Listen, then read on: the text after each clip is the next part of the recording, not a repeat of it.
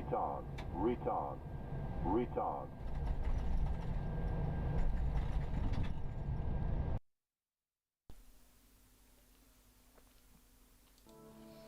So, welcome back, everyone. I hope you're all doing good. So, let me just get the flight plan loaded.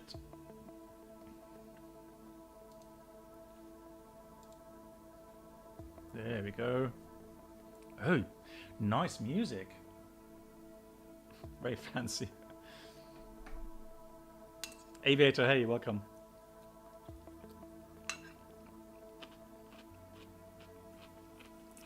Welcome aboard the Captain Black Box Twitch channel subscriber experience.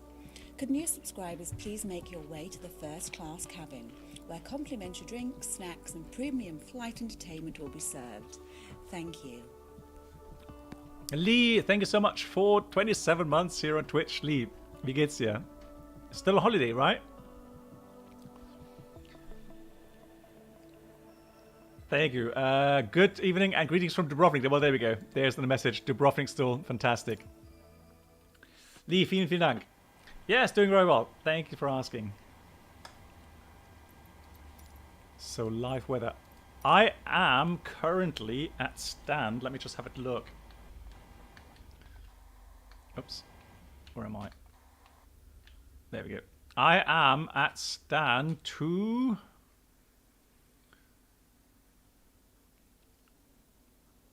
No, sorry, 232. That's where I'm at. 232.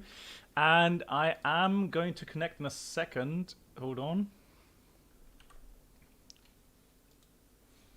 No, I'm not using GSX. No, I've just heard too many bad things about it. And I've even heard people actually getting a refund because they were so disappointed with it. Come on.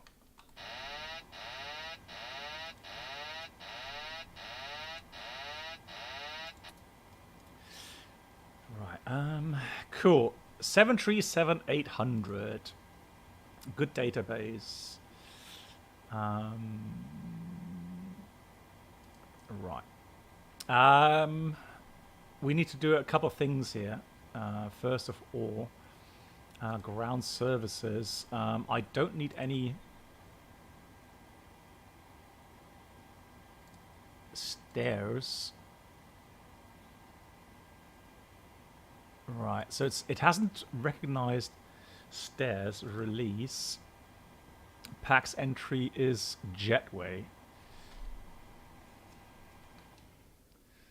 Okay. So disconnecting target, 104 PAX. Okay. Deplane. Jetway. Right, they have gone. Okay. So, is there a way to get jetway to the aircraft now? Request jetway. Oh, nice. That's working. Cool. Hey, Merit, how you doing? That's nice. Excellent. Cool. So let's go with doors. Actually, shouldn't it go automatic? We'll see. We'll see if that goes automatic. Good. Position in it. Already there. Routing. Now, I have not downloaded the routing yet, so let me see if that works through SimBrief downloader. We are Pegasus. Is it Pegasus? Is that the call sign? Pegasus, or do they have? Hang on, they have a different call sign, don't they? What's the Pegasus call sign?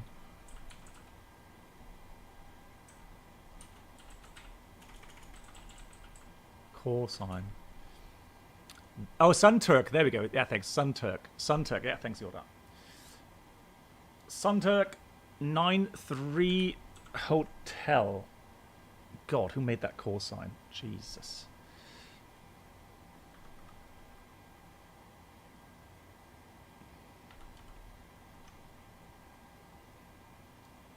And we are a Boeing 738. Connect.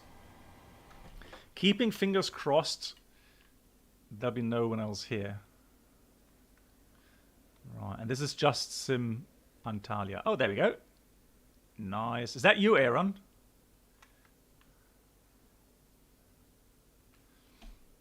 Just make sure that we are on live weather. Yeah, we are. Cool. Alrighty, let's continue in a second. Let me just download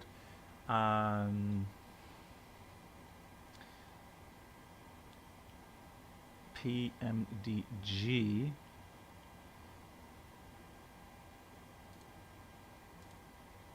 Okay, so that apparently worked.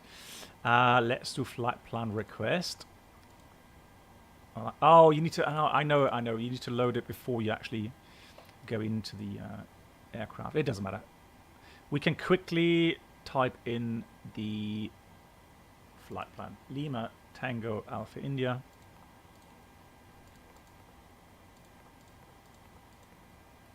We are going to Skiathos.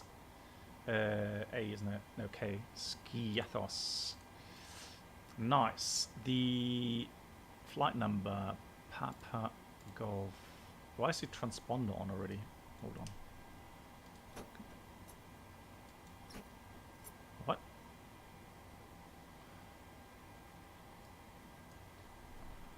Is that realistic now? Do I have to press the pedals? No. Oh no. I'm not sure if that's a double binding. I hope not. There we go. Brand up, I know. I've done that. I googled it as well. 93 hotel flight number. Okay. The weather right now here is no wind. So there is several options to depart here. Let's have which one is the best. The flight plan says we're supposed to go runway 18 left. Does that make sense? Hey Ted Barker, how you doing? Nice to see you. I hope you're doing well, Ted.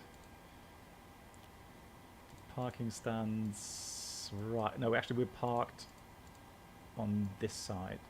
232. There we go. Then we're parked here. Meaning, since we're parked there, we are going to go 18 center. Yeah, 18 center it is.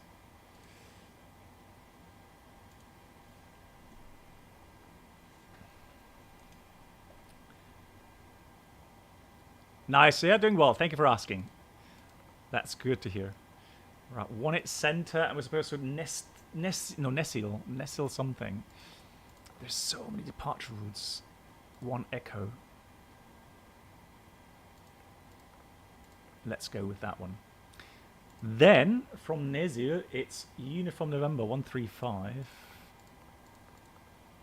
135. All the way to India Mike Romeo. I saw parts of a stream from the well-known flight deck to Sim.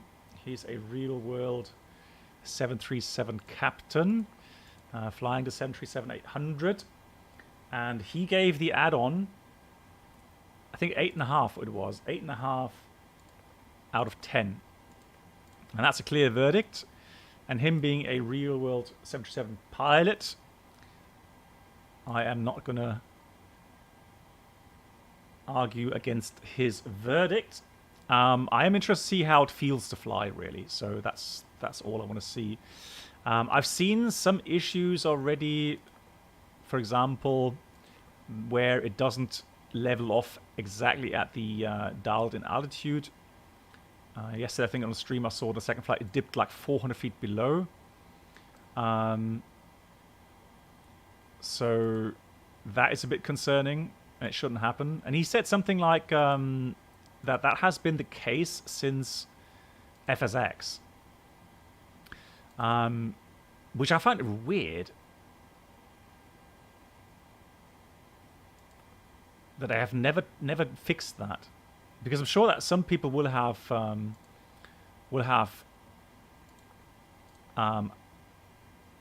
announced that to them. And I'm sure, I mean, they have real-world pilots, don't they? Testing. He said, too slippery when clean, struggle maintain altitude and not having fast enough descent rate. Yeah, so the being too clean, obviously, is something, it's been a little bit an issue with all of the PMDG aircraft. So again, I wish they would address that and not just, you know, wave it off and say, oh, it's too complicated.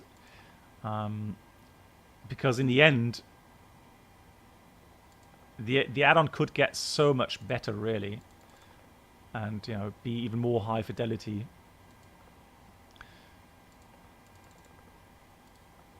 Just change a couple of things here.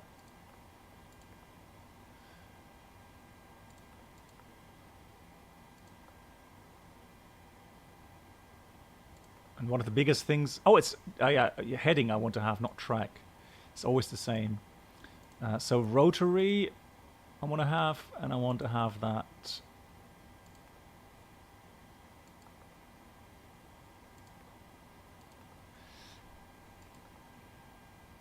heading up. That's one. And the next one was... Oh, is that actually... Hang on. Or is that maybe already... Ah, that's already done. Okay, that's fine. So that you don't have to do that anymore. That's cool. Nice. Cool.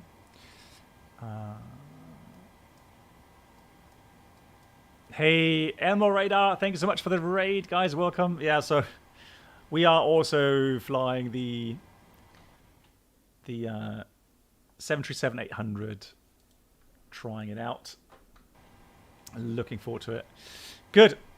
So that's done. Then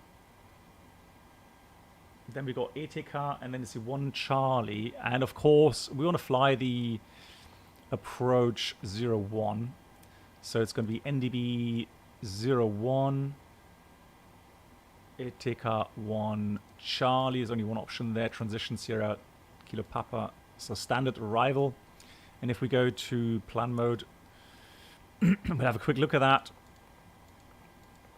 And there we go. So you are outbound, inbound. And then we try to land. I'm a little bit concerned because the 737 here is known to be slippery and also having an issue with float bugs, meaning it just floats too long. But we'll see. So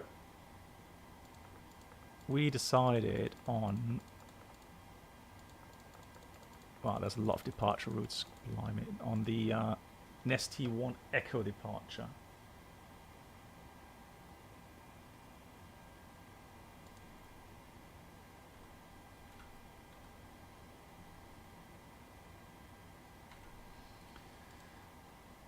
Let me find it.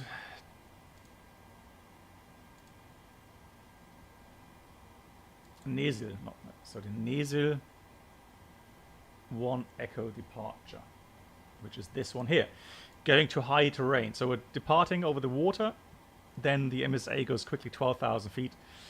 So let's see if we have all the restrictions in here. So Alpha India 059, then right turn Alpha India 611, and interesting 7,000 below, even though you do want to climb.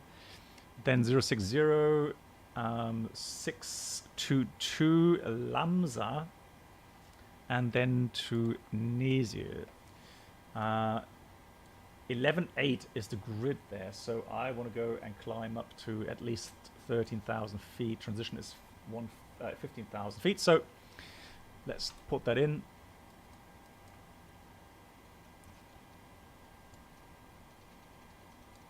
$13,000 feet. Nice. Cool.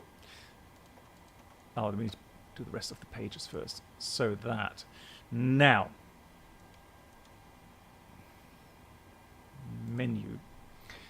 PMDG setter. No, actions. So we want to have fuel, and on the load sheet,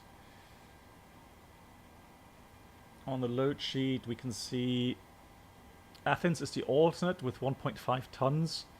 So we've got 6.3 plus 200 kilograms. So 6.5 is what we want to have as fuel.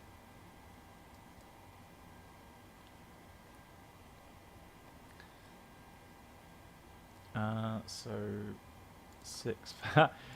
Yeah, I mean, again, I think it's all right for people. I mean, yeah, they shouldn't just, you know, complain and complain and complain. You know, you have to accept the fact that we're talking about flight sim entertainment, not real world level D simulator standard. But the developers, they want some feedback, so they should get some feedback, and they should listen to the customers. And you know, you do want to see some improvements from time to time, right?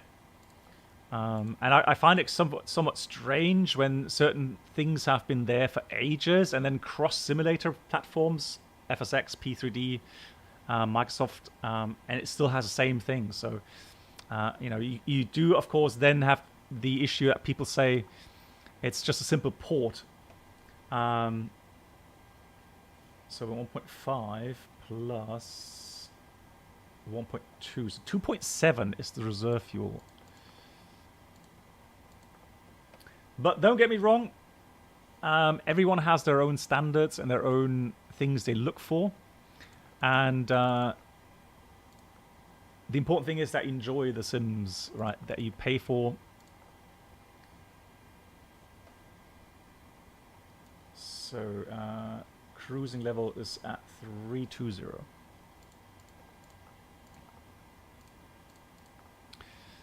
Good. I'm just going to put in a average wind, so 225 at 60. Jeez.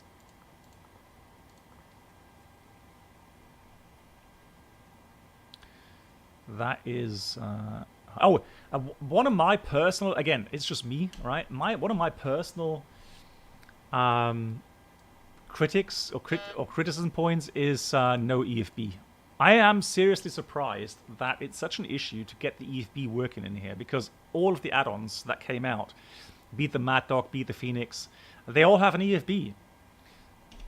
So please, you know, make that your priority. It will come in October. Okay, I've set my watch for that. 1011. Good. Okay, so I'm just going to estimate something. I'm going to go with, let's say, 55. We'll do a takeoff. Actually, no, let's do takeoff. Climb 1, 55.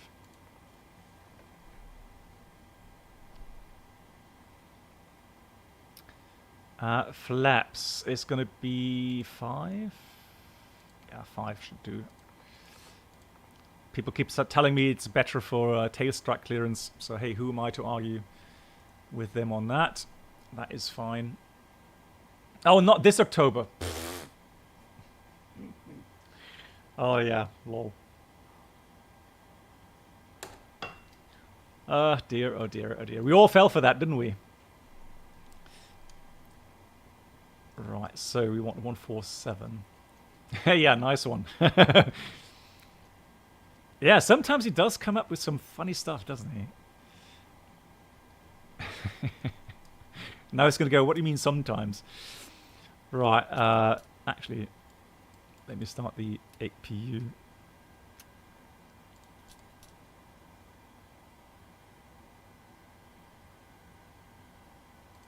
Window heat goes on, obviously. That's still there.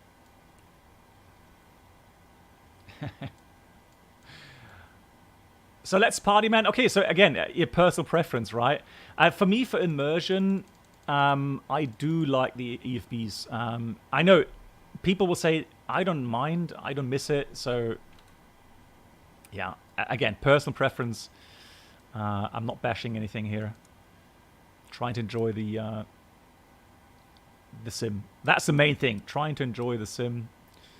But again, criticism, should be allowed as well. And, you know, developers, if they are good developers, they'll listen to the community and make things better for us. So the track is 182.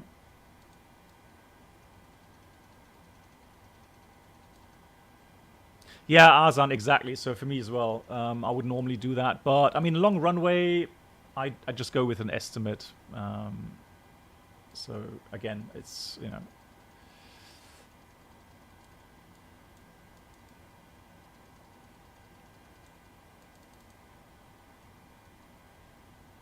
Nice. Okay, that's that. Checklist. Where's my 737 checklist? Because we are almost ready to go here. Oh, I did not, did I? No, I did not open the cargo doors, so that is actually automatic, it seems.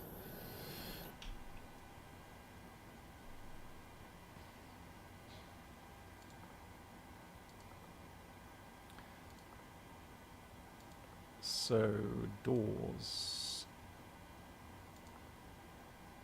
Close, close. Is it closing?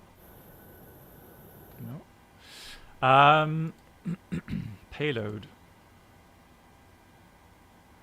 Return. Ground servicing.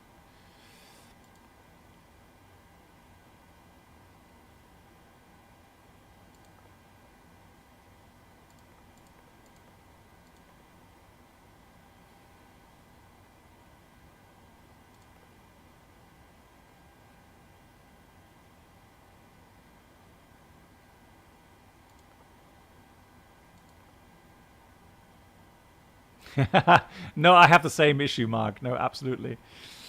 I have the same issue. Right, APU's there. Let's do that. Let's get some air in here. That can go on as well. Right, landing altitude is fairly high as well, isn't it? No, it's not. Of course not. 50 feet sea level. Good. So, let me just try that. Let's see if that helps. So ground services, ground power release.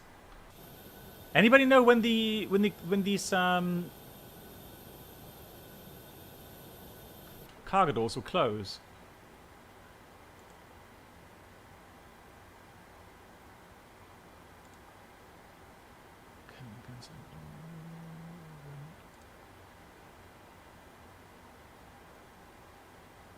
Half expecting you to surprise us. Yeah, I know Squawk 7600. Ah, there we go. Okay, I found it. That's fine. You need to release the baggage carts first.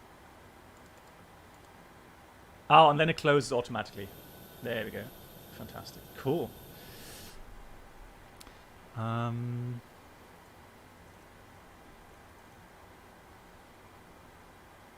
So let's do a checklist.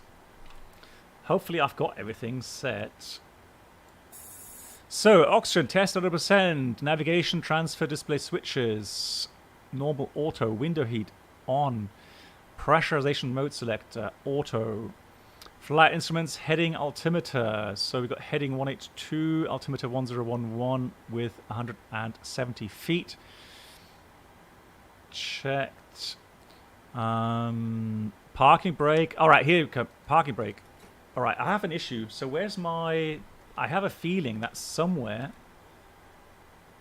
there is a key binding that is interfering with that.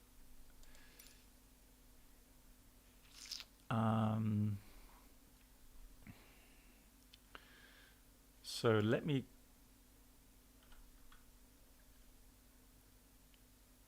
get brakes. I'll bet. Is it a issue with the sim itself, or? Ah, okay. So let me try that again. What, you have to press it all the way down? Oh, you've got to press it all the way down. Okay, I've read about it, but I forgot about it. Yeah, so that's what they've changed. So this is now reflecting the real aircraft, where you have to press the pedals down completely and then pull on the lever here. There we go. So park brake is set, engine start levers cut off, and that's the pre-flight checklist completed. Before start to the line, fuel 6,500 kilograms, pumps on, passenger signs on, MCP, we have V2 147 heading 182 and altitude 13,000 feet. Takeoff speeds V1 143, VR 144, V2 147. CD pre-flight is completed. Rudder and aileron trim are 3 and 0. Let me just see if that works. Okay.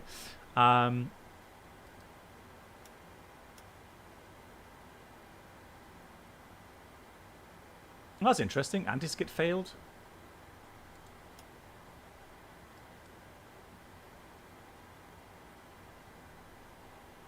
All right. Right. Also, hang on. That's wrong, isn't it? That is wrong. It should have electric supply to the pumps. Yeah, that's wrong though. So that's a bug. Pretty sure. Yeah, that should actually be powered up now, the hydraulics. Let me just go to hydraulic page. Okay, so we have no quantity. LOL. We need maintenance.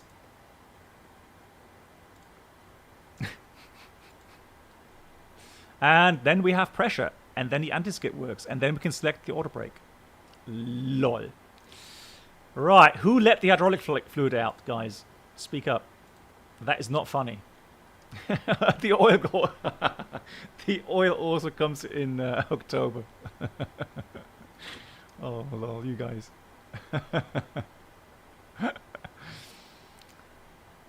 Yeah, Chemra, let me just, let me fly this today, and then we'll see. Then we can improve some stuff. Alrighty. Taxi takeoff briefing completed. Below the line, flight deck door is closed and locked. Doors closed, checked. Anti-collision light is on. That's the before start below the line completed. Good. Pushback. Let's see. We have pushback in here, I remember. So menu. Actions.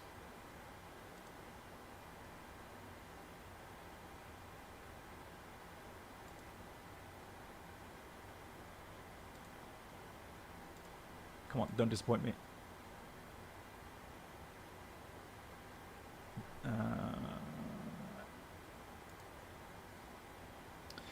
Oh, there he is. It's got a prompt there. Pushback. Distance to taxi line, 262 straight out. Let's do standard left. So the nose turns right. No. Standard dot the I what? Cross the T. How weird. What? Self-drive. Oh, that's nice. Yeah, that's cool. Self-drive.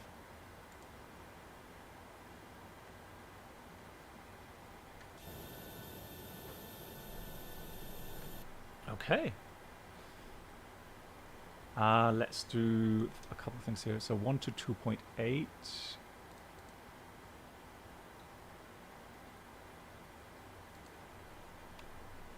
And I need to put that push to talk. Control options. I thought I already set that, but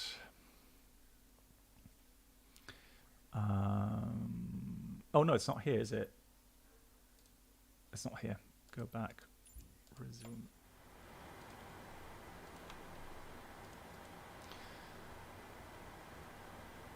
Antalya traffic. Sunturk. 9-3 hotel. Pushing back stand 262 in Antalya. So. Move.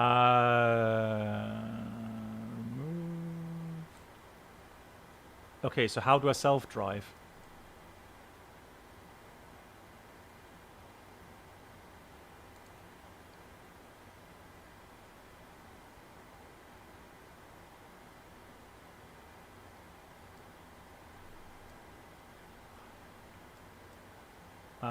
Hey, good damn. Anyone know how to do that here? How do you self-drive?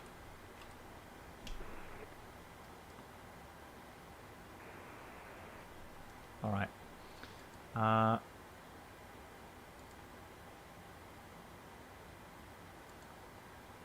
Right. Start. Cockpit to ground.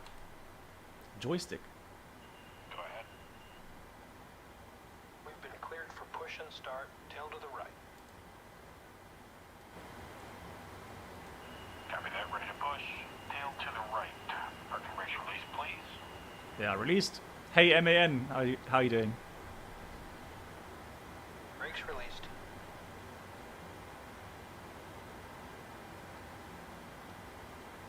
Yeah, joystick. Maybe I'll try that next time. Brakes released. Here we go.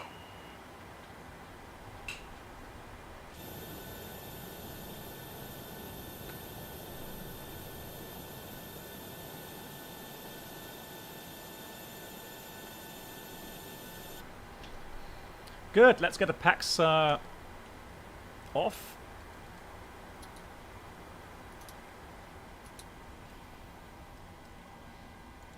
Engine 2 start. Looking for N2 rotation. Antalya traffic Lunar 1029, taxi homing point November runway 36 right Oh, via Golf, Juliet and Mike.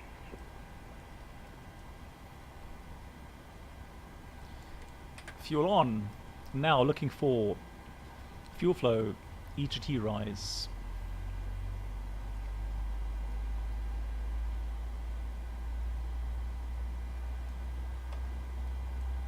God, I hope that works.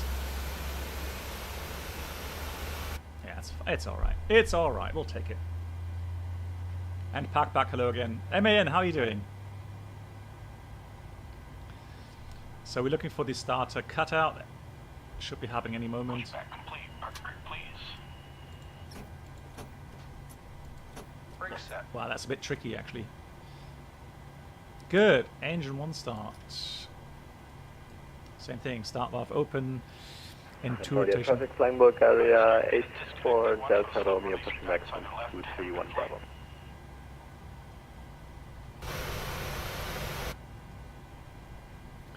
Again, looking for about 23-24%. N2 fuel on.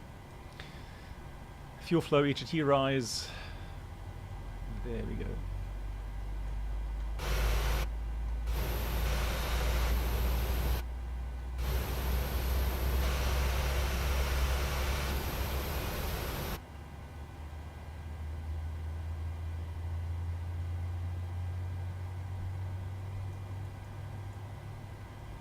Antalya traffic, Zurich 5411, taxi holding point runway 18 center.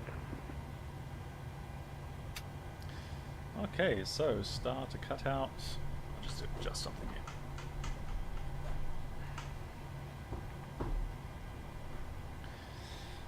Right, so we did after start flows. Nothing has changed in that regard here. That goes off, AP bleed off, packs on. That goes to auto. Those to continuous. APU to off. We go recall check and flaps to 5. Is that 5? Can't see that. Not quite. 5. There we go. And we do our flight control check. Full up, full down, full left, full right, and rudder full left, full right.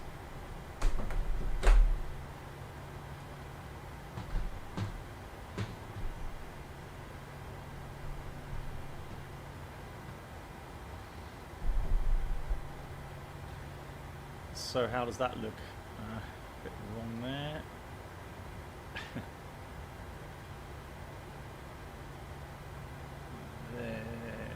Alright. Oh. That will do. Why is the... Where's the... other side here?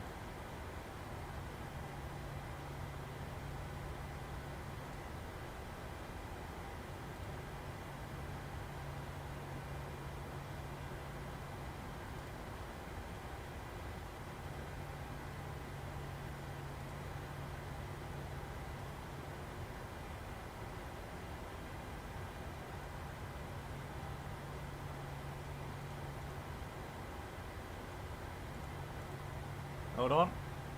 There we go. Why? Oh, there we go. Copy. Yoke. Paste. Ah, got it. Nice. Cool. Earring 5411 landing up on runway 18 center Antalya traffic. There's one method. Okay. Yeah, well, we can try. Good. So, before taxi checklist, generators are on, ProPed on, anti-ice off, isolation valve is auto, engine start switches continues, recall was checked, auto brake is RTO, engine start levels, Antalya traffic Earring and 5411 takeoff checked. runway 18 center. Had a good flight. And ground equipment is clear. Antalya traffic, Sunturk, 93 hotel taxiing to the active 18 center.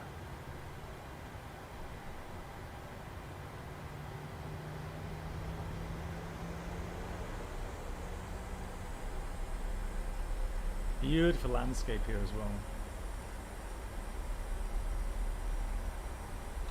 Hey Nicolas, how you doing? Good. One brake check. Brakes are working.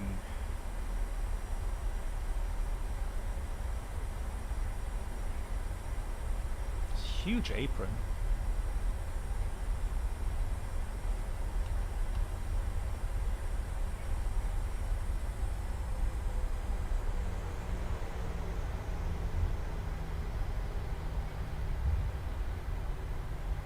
Oh, somebody just departed up there. Nice. Have a good flight.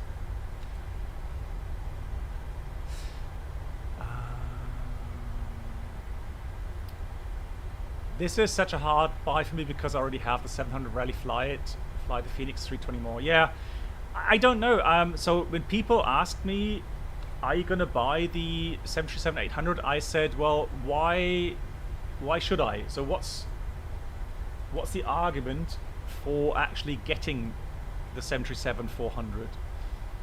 And they couldn't really give me a straight answer apart from for reality simulation. So like, you know, having an aircraft to fly Ryanair ops or something. Yeah, exactly, Mark. Yeah. Oh, hello. Who's this? Yeah, Sunturk 93 Hotel is holding position here.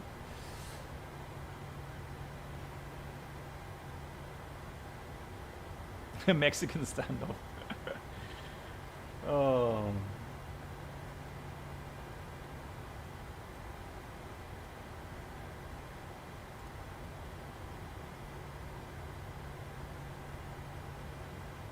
And Mustafa, hey, nice to see you. Mustafa, thank you so much for the raid, guys. Big shout out to Mustafa, please.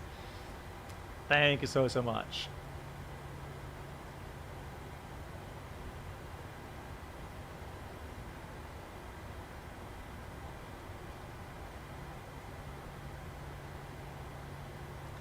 I need to check the winds again. Variable 1 knot, so I'm definitely going to go with 1.8.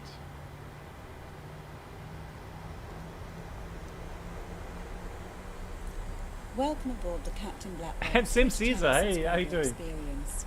Could new subscribers please make their way to the first class cabin, where complimentary drinks, snacks, and premium flight entertainment. Also, thank you for the shout out, Mark. Thank you. Thank you so much. Thank you, Sim Caesar, for the gifted sub to Mustafa here. Sim Caesar, have you bought the 737-800?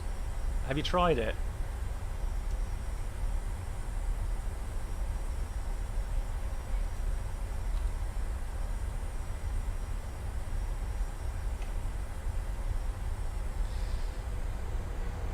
Do you switch the thrust levers? Yes. Not for every aircraft, but that's a cool thing about the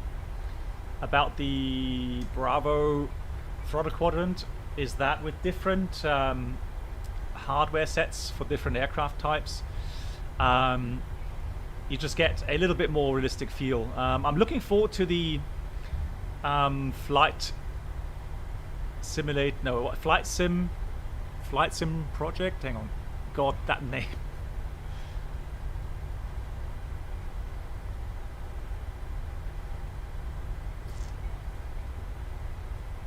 Was it a flight sim project? No, flight sim.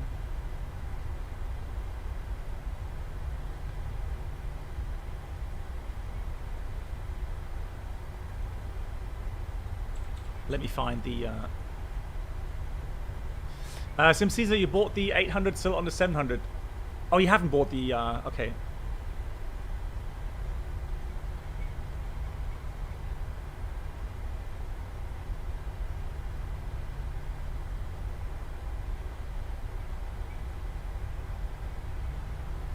Angola? No, I've not been to Angola, no.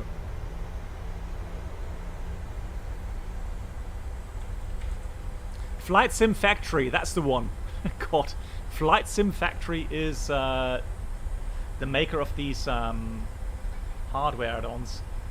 And so I've got one for the A320, and I've been sent the 747 set as well, which I can then use for the 737 as well. So I'm looking forward to that.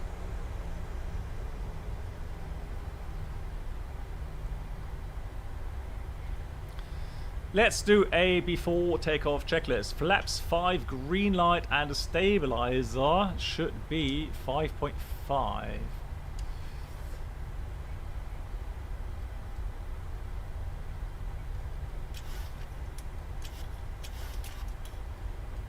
Oh, careful, here comes the runway.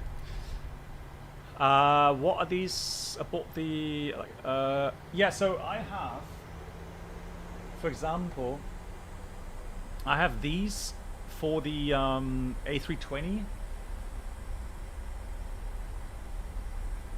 including the flap lever, which is nice because it has gates, and you can actually do the same action just like in the real aircraft, where you lift the gate to get to the next setting.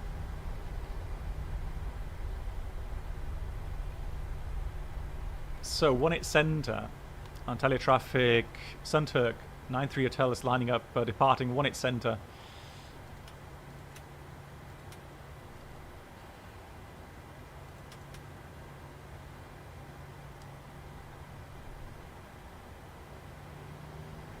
So remember to dial in the Antalya traffic, Freiburg area, 58 Charlie Kilo, landing up there and departing traffic runway 18 center. GG, he's doing an intersection takeoff. Nice. Right, LNAV, VNAV armed. Approach sector is clear. We'll do a rolling takeoff, so we'll do elapsed time, start. Here we go.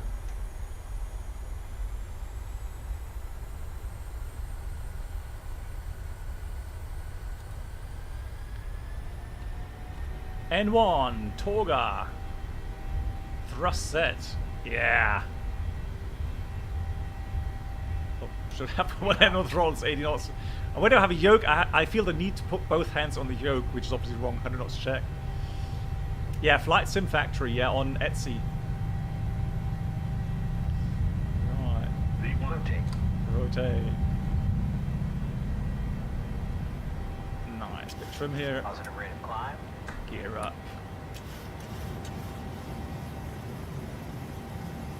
Oh, that needs a lot of trim.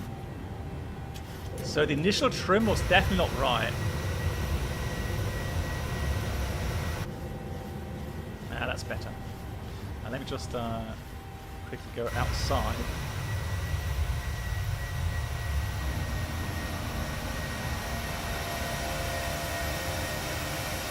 Gorgeous.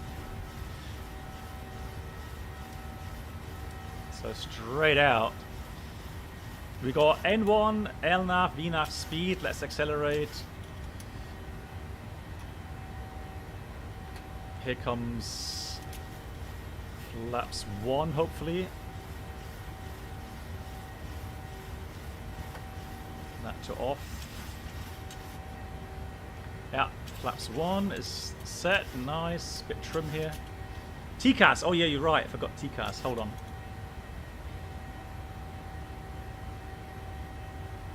And flaps up. Autopilot 1 in command. There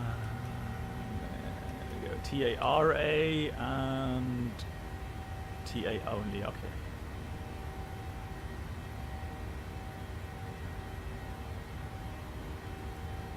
Traffic. Okay, cool. Terrain. Oh, terrain is. No, that's up. The VOR is in up. Okay. Nice.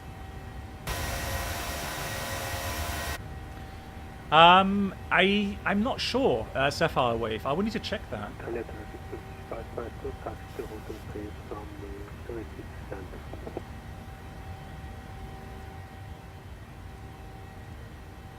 Antalya traffic, fly Bulgaria 58 Charlie, Oh, yeah. departing runway 18. Nice. What a gorgeous view. nice flight, 65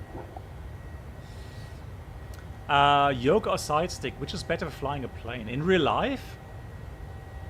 I guess it's preference, but I mean the way, whenever you have a flight stick in an airliner, you're gonna have flight augmentation, so I guess a flight stick is very comfortable to use, and also, you know, once the autopilot is on, you will find the yoke is always in the way, isn't it? So Airbus pilots normally will argue exactly that. Right, we've got 7,000 below, so VNAV path is correct. After takeoff, engine bleeds are on. Antalya traffic around Pax 102 auto, now. landing gear up and Departing off, runway. flaps up, no lights. After Right. takeoff checklist completed. Oh yeah, let me just see.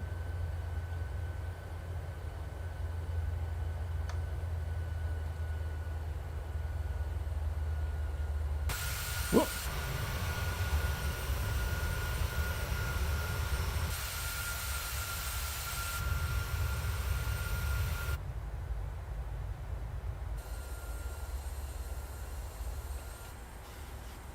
Gorgeous.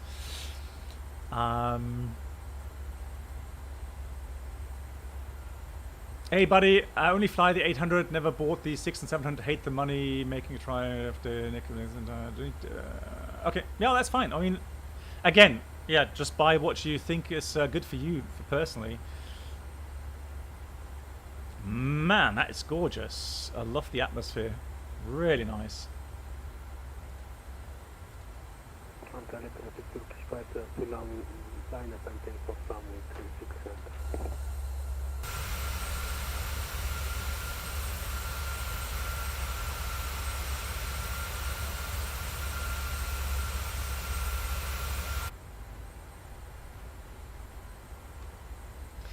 It's weird, isn't it? You're flying a departure towards terrain and you have to maintain 7,000 or below. I would assume because of inbound traffic on the arrival routes. There we go. Now we got N1 VNAV speed. Voyager, yeah. So at the moment, although Voyager, there was an issue yesterday with flight deck to sim, who did a approach and he tried to level off, I think 3,500 or something, or 3,000. And the aircraft actually descended 400 feet below that FCU altitude. Yeah, but the alt constraint here, VNAV path, yeah, that worked. Absolutely.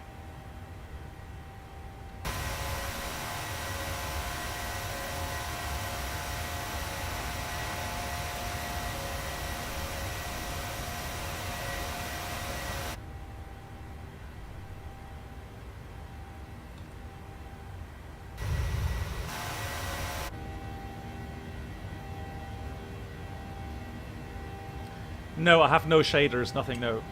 I don't use reshade, no.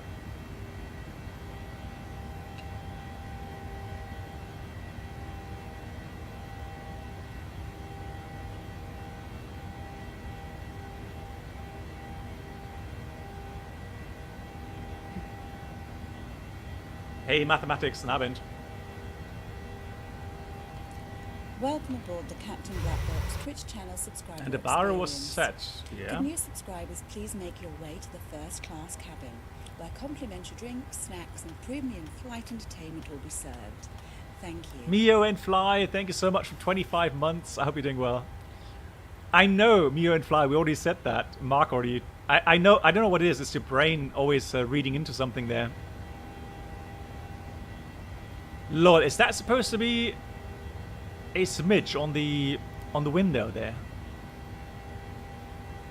Yeah, it looks like it.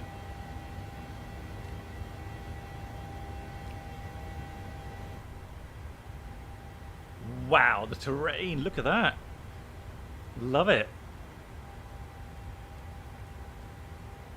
Man, you've got to climb. I mean, that is high terrain there, isn't it? Blimey.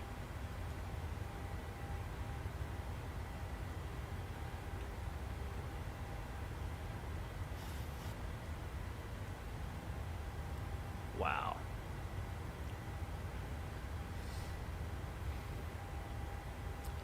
Okay, so localizer back course is something you come across, I think, in Canada or something, or US at least. But in Europe, I know there's like 2 airports in total or something in Europe where you fly localizer back courses. But yeah, there is a procedure for it, and I think on my Discord I actually have a procedure for that. But before you check it out, let me see if that's actually correct. Alright, so VNAV altitude, let's see if it levels off correctly. Without overshooting too much.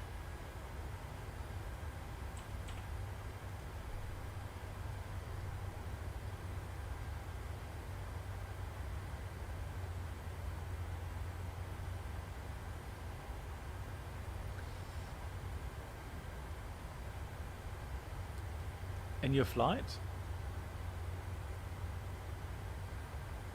Ah, okay, no, all good. Alright, so let's go 320 then.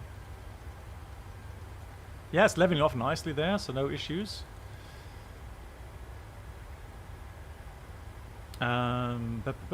So, out intervention. Come on. Oh, this one here. There we go. So we get N1, VNAV speed. Off we go. Hey, Richro, how you doing?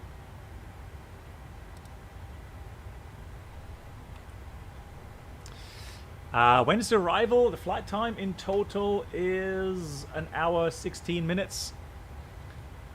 So we've departed 10 minutes ago, so about 1 hour 5 minutes. And I do live in Europe, yes.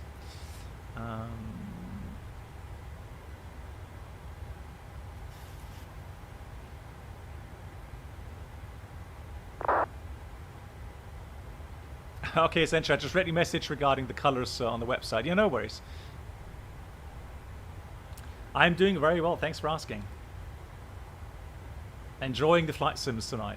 And, knock on wood, the issues with the crashed desktop seem to have at least been solved for now. Try not to jinx it.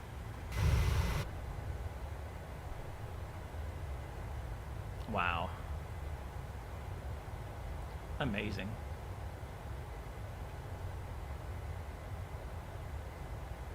Just incredible. Well, I'm happy that they addressed the issue so quickly. Because, yeah, that was definitely a really annoying bug. Good, standard is set. What time is it in my country? It is 11:45 in the evening. What's the time in your country, Asa? Hey, Twisted Old Relic, how you doing? And to Spacey, which one do you prefer? 320 family or Boeing in the flight sims? I have to admit, I don't really have a clear favorite. I try to avoid, picking up favorites because, if we're honest, each aircraft has advantages and disadvantages.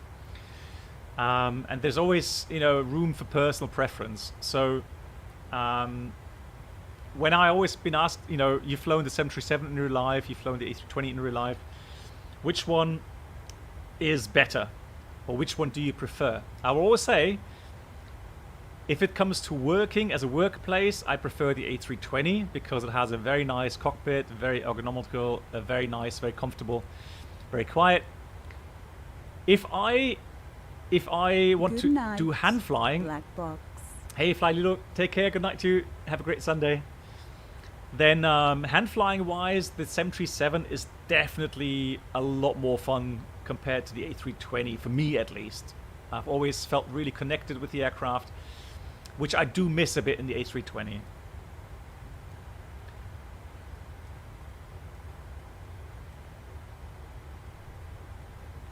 A bûche bouton, yeah, a table, definitely. I will miss that when I leave the 320 family.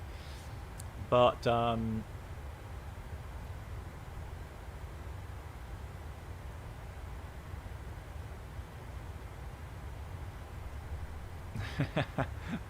just looking at the screenshots. What's happening here? Oh, nice. That was the livery. Okay, beautiful livery, yeah. Oh, no, because I chose the most boring livery. Okay.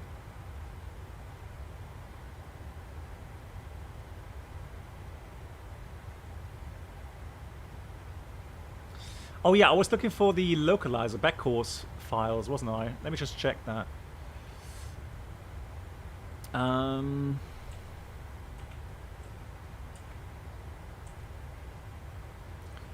Pinned messages. I'm pretty sure I made a file at some point because I remember that Brenold gave me a challenge regarding back course in the A320 for some time ago. Yeah, but have a look into it.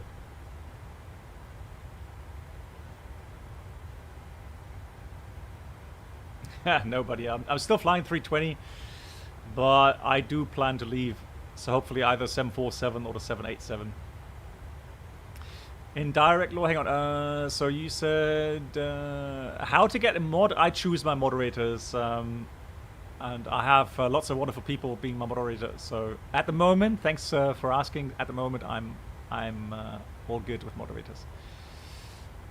Do you live? Yes, I have live weather, but not live time. The reason is that, especially with scenery like this, so beautiful. If I fly at night time now, it is simply too boring, really. I know night lighting here is nice as well in Microsoft Flight Sim, but again, it's just a little bit too dark then. So I do prefer fly daylight.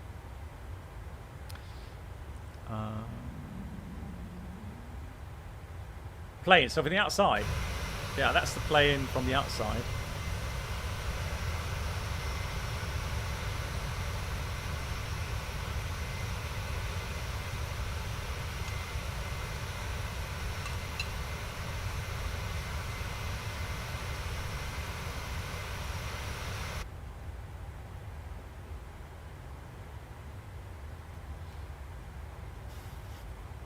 If you want to, no, so if I change, so whenever, at least at my company, it's that way, whenever you have upgraded to commander, so captain, you will stay captain. So whenever I change an aircraft type, I will remain captain. So I will definitely transfer then as a captain, either 787 or 747. It's not a game. All right, all right.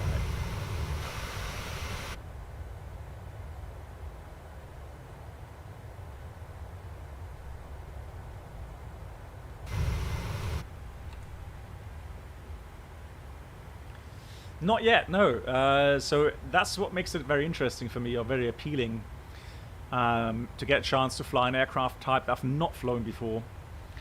So I've flown the 747 for 8.5 years as a senior first officer, or first officer and senior first officer.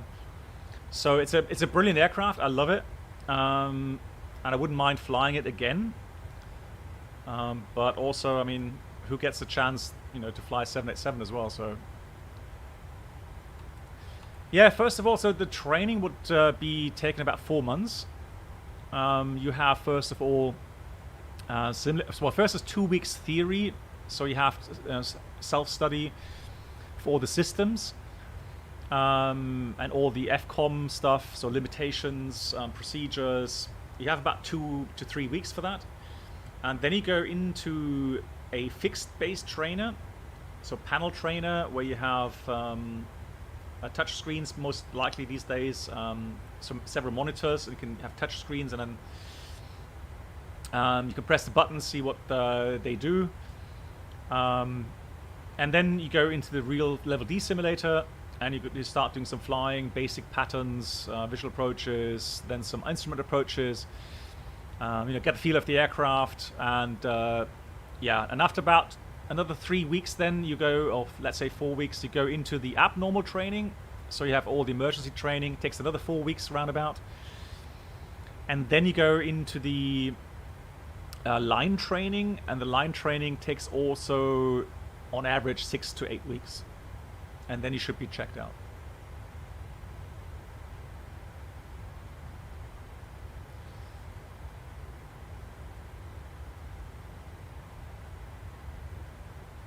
Terrafly, okay.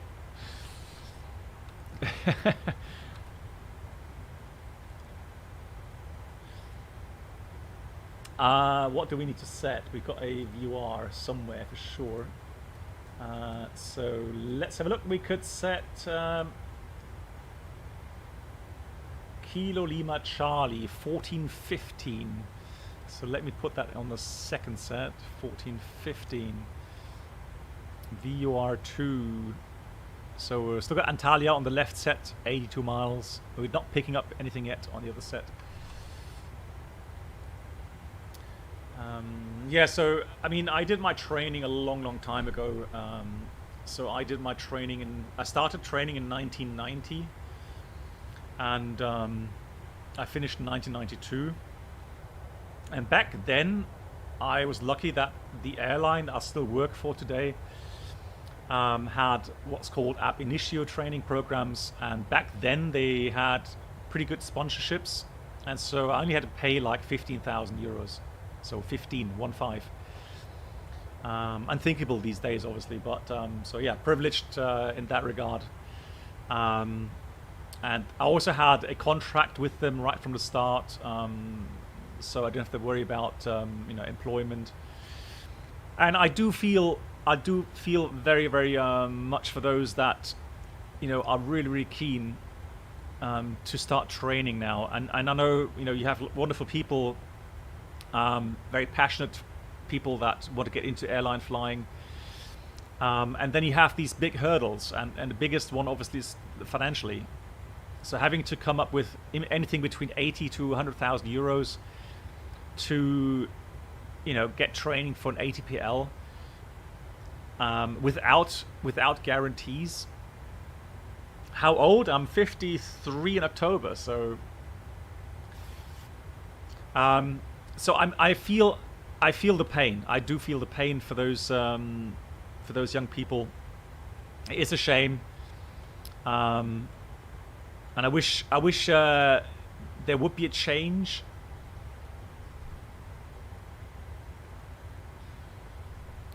But anything, the only way really that you would have a change is a huge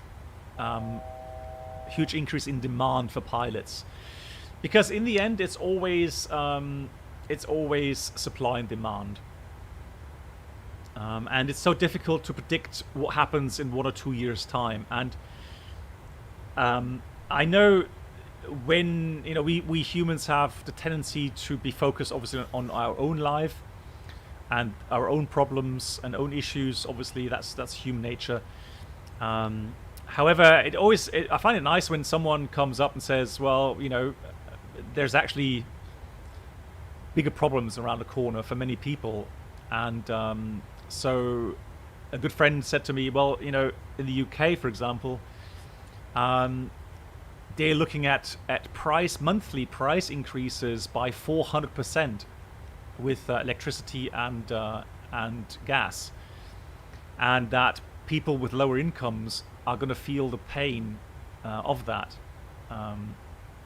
So, there's so many other issues obviously at hand right now, and And but still, I mean, for anyone right now considering the option to find a flight school to train, and you know, maybe it's even with a company like, I don't know, EasyJet or Ryanair or Wizz Air, Baltic, whatever, Scandinavian airlines. They all have their cadet programs. One thing I just find a little bit worrisome is the fact that it's a huge amount of money without real guarantees what happens when you finish training. So I don't, you know, when I'm being asked, you know, would you recommend becoming an airline or starting training now? I'm like, you know, it's such a difficult question to answer. If you could guarantee me that the economy worldwide doesn't tank next year, then I would say, oh yeah, I mean, you know, demand for pilots in 2 or 3 years time is going to be so huge worldwide, and you shouldn't have an issue finding a job. However, with these uncertainties regarding economic outlook, especially when things are so volatile, like the energy costs, inflation and so on, it's tough. It's so tough. I mean, you know, you could speculate and say, hey, you know, it's not going to be so bad. Prices will come down again next year. The economy will pick up steam again. And yeah, we're going to have a situation with lots of pilots on demand and not being there. So huge gap between supply and demand. So it's tough. It's a tough question. And if I say, if you want to play it safe, then go study something for at least a year. Wait until mid next year. See what happens to the economy. That will be the safer kind of course of action right now.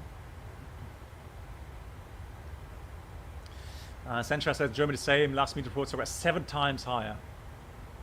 Yeah, and I mean, you know, in Germany, the electricity bill has gone up quite high, quite a lot lately, anyways, because we closed down our nuclear plants and nuclear power plants and gone into more wind energy, solar energy, and so on. And so that has already meant that prices for electricity has been steadily rising.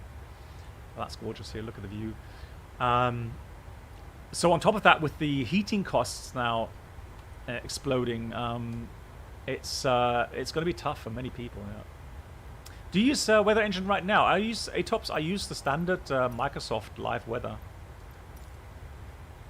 And at the moment, I don't see a reason not to. Although, of course, I would love to see things improve, like, you know, low-vis operations, weather radar simulation, and so on. That would be great.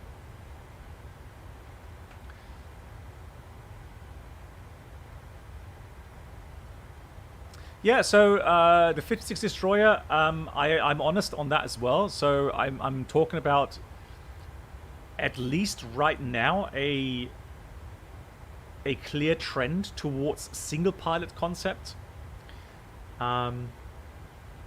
Autonomous flying, I don't know. If I look at what chaos is created by autonomous driving cars at the moment, I just do not think right now, next 15 years, there's going to be autonomous flying in airliners. But single pilot concept, yes. I do answer that question honestly, and I will say long range at least, or if you do cargo flying, long range, I would definitely say we're going to have single pilot concept in the next 10 to 15 years. What does that mean? It means you have 2 pilots for takeoff and landing, and then 1 pilot on the long range sectors. Once reaching cruising level, 1 pilot will go and have a break, and the other pilot will fly the aircraft, and after 2 hours, 3 hours, whatever, they switch positions and so on.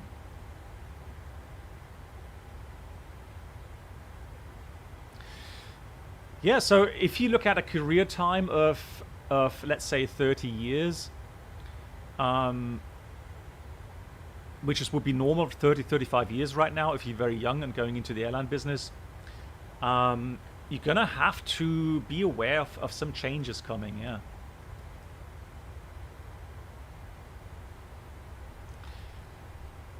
And I know that I'm not making friends really with the young generation, because obviously there's other pilots out there, real world pilots, advertising strongly for becoming an airline pilot, and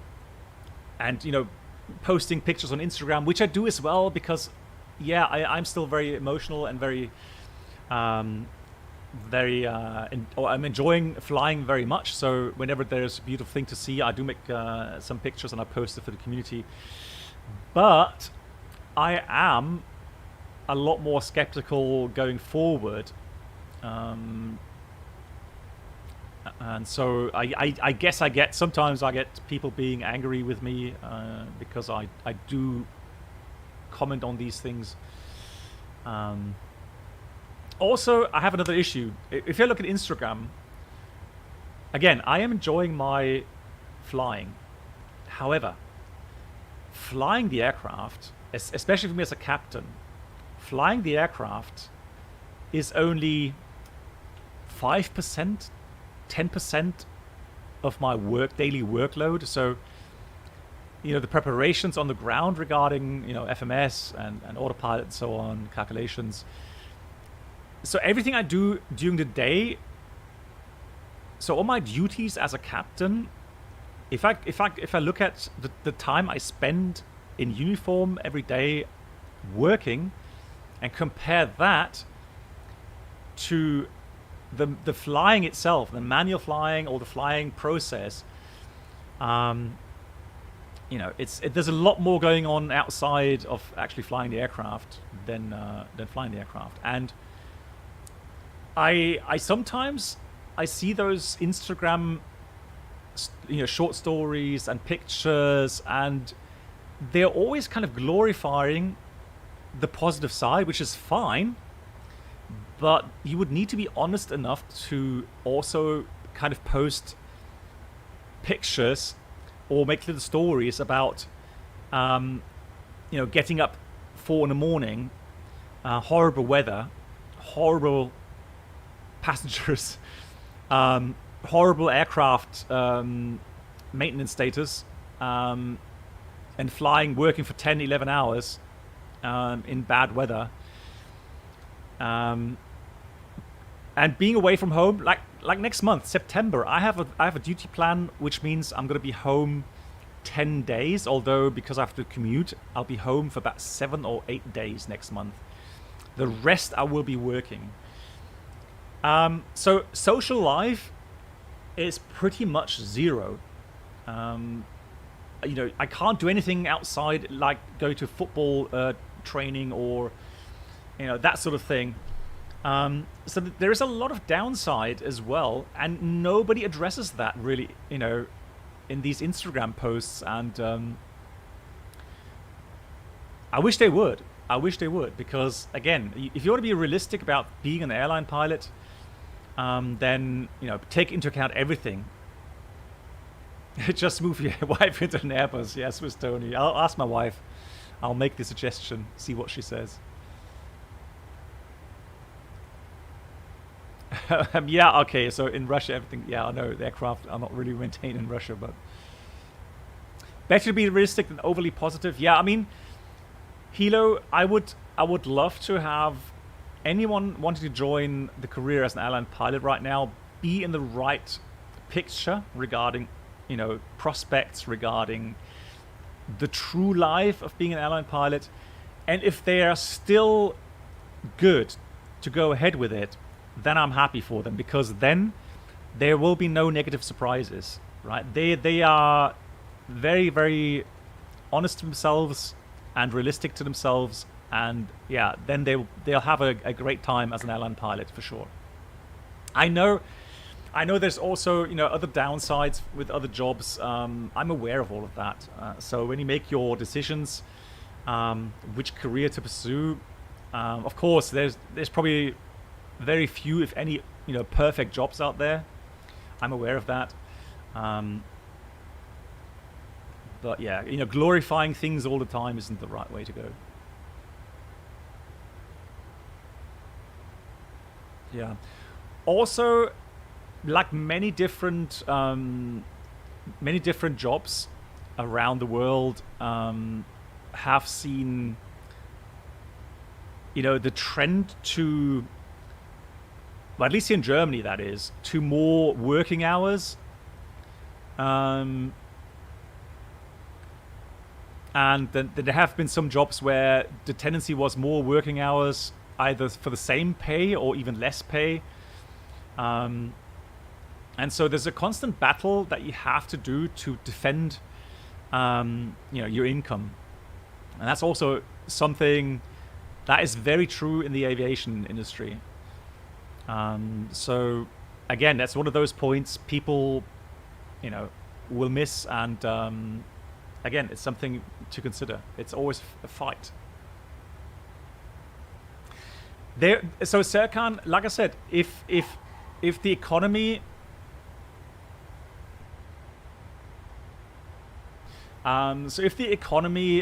continues on a growth path, so if there's no meltdown in the economy, so a huge depression, then I think Airbus and Boeing, with their projections, are correct.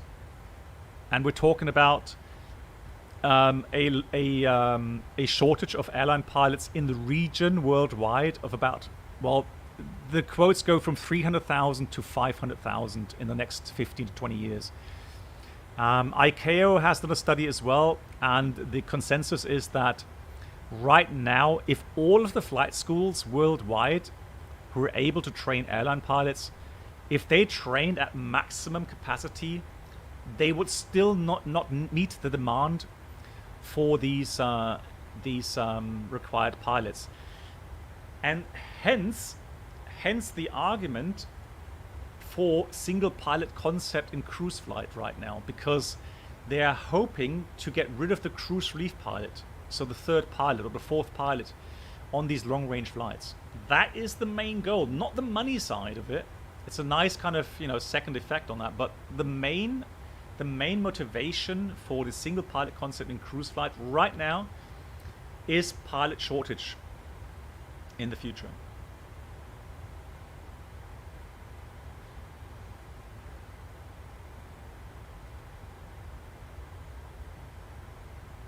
Yeah. Also one thing I also want to emphasize is, it doesn't matter if you're a first officer or captain, you have a lot of responsibility, and it's no joke.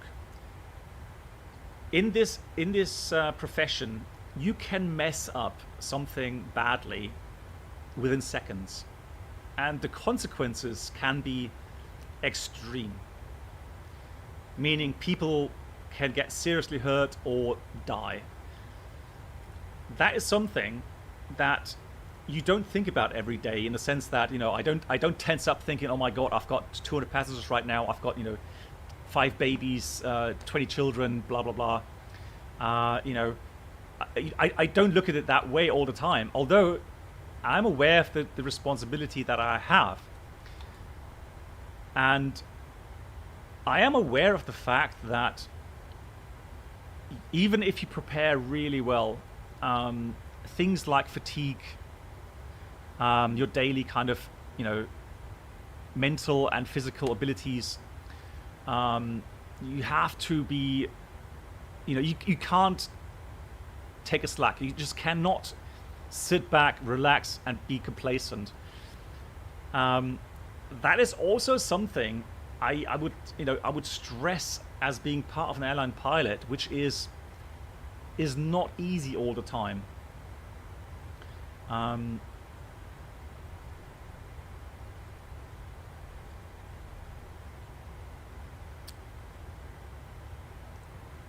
I don't know, Brennan. I'm not sure if shall I show that. I'm sure, Brennan. Can you post a link, please, for the video, Wizz Air video? I'm sure that a lot of you have seen it here in Skiathos, the Wizz Air 321. And again, I don't want to bash Wizz Air or anything. Don't get me wrong. It's just, it was an interesting video because the press actually got wind of it, or got hold of it, and started to ask questions about why were they flying so low? Were they doing that on purpose, or were they just misjudging the altitude? And I want to talk about a little bit about the factors that could have led into those pilots being so low in the approach. So first of all, if we look at the approach plate, so Skiathos is an airport on the coastline, eastern coastline of Little Island, and it has a very short runway, so 1,628 meters physically in length. The usable landing distance beyond the threshold for 01, which is normal runway to land on, is 1,570 meters. Thank you much, Brendel, for the link. I will post that on YouTube as well. So it is a short runway, and I'm trying to think of another airport that has such a short runway. Thank you, Brendel. That's really kind of you. Thanks for posting a link. Yeah, guys, here's the video. So Brendel just posted a link to the video of that approach. So they're actually flying, I think it's correct, it's a 321 landing there, right? Yeah, so departure is a challenge as well, no doubt. However, a landing with a heavy 321, auto brake medium on a dry runway.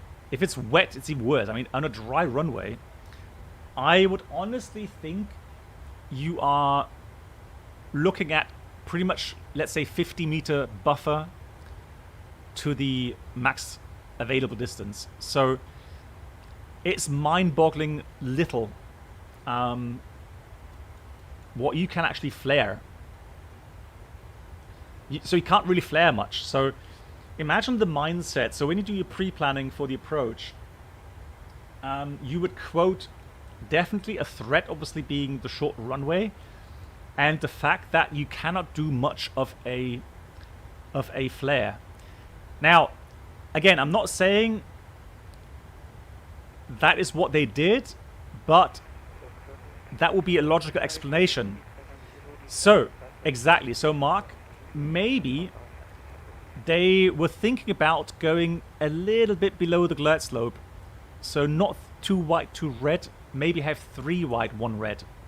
You don't want 4 reds, because then you don't know how much too low you are. You know you're way too low, but you don't know exactly how much too low you are. So maybe as a little mindset, they thought, well, let's try to cross the threshold, let's say 30 feet or something. So it's a little bit below the path, just so that we can actually touch down maybe even ahead of the touchdown zone. So the 300 meters, 1,000 feet in. Because realistically, if you look at the touchdown zone, 300 meters in, you then have a remaining distance of 1,200 something meters. And you're pushing the boundaries there. All right. So, again, that's kind of a mindset they maybe caused them to be low in the profile. Yeah. And now comes the issue. How do you judge 30 feet above the threshold? So when you look at the pitch of the aircraft and you look at the landing gear, and the radial altimeter is at the rear of the aircraft, right? So that's what's supposed to be. They're supposed to be at the rear of the aircraft. So with the pitch attitude, they will give you a reading pretty much for the landing gear level. So normally they will be somewhere in here, right? And that way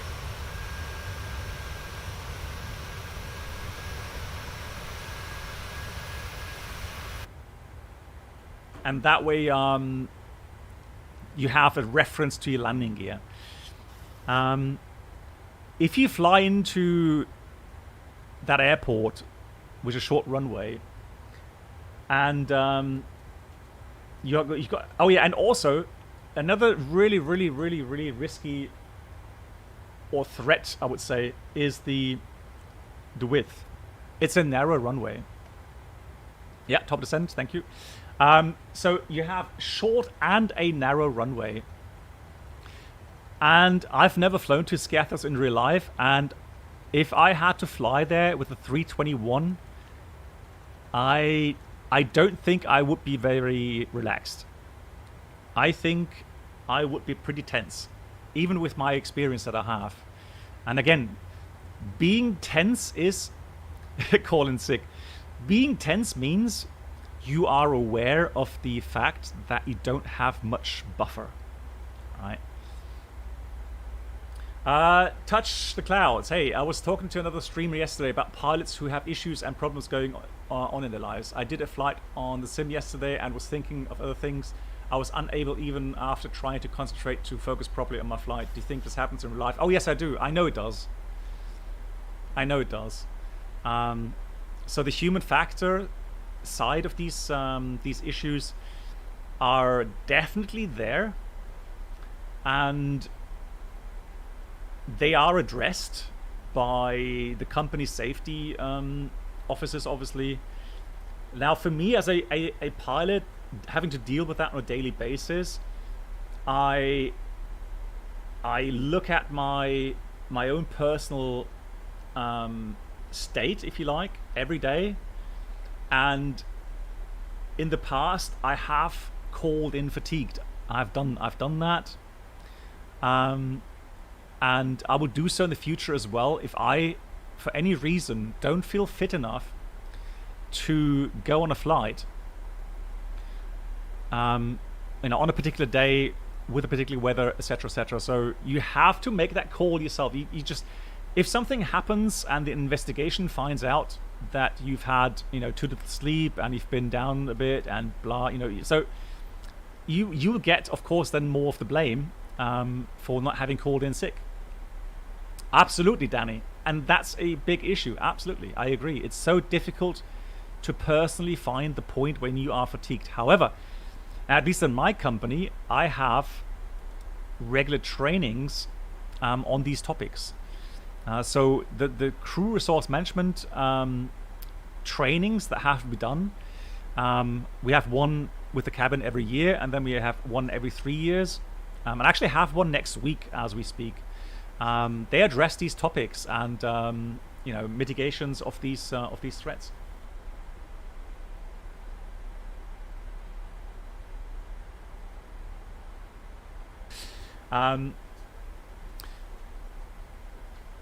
Is there a stigma when you do? No, because you don't have to explain yourself why you called in sick, at least at my company. I mean, if there's a company out there that forces their pilots to say why they called in fatigued, boy, I mean, I would maybe... so Wizz Air, right, the CEO of Wizz Air, with that comment that he expects his pilots to go the extra mile, i.e. not call in fatigued, blah blah blah, right? So he's on thin ice with such a comment. He's on very thin ice, and he should have actually been kicked out of his job for saying that. That's an absolute no-go.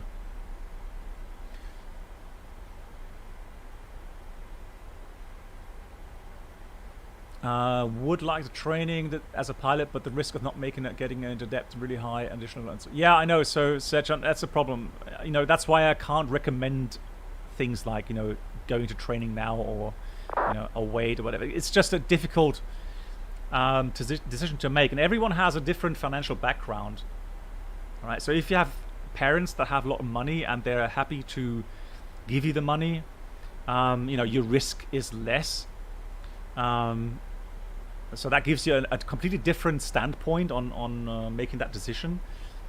If you don't have financial backing and you have to do the money or get the money yourself and pay it back yourself, yeah, it's something you need to consider.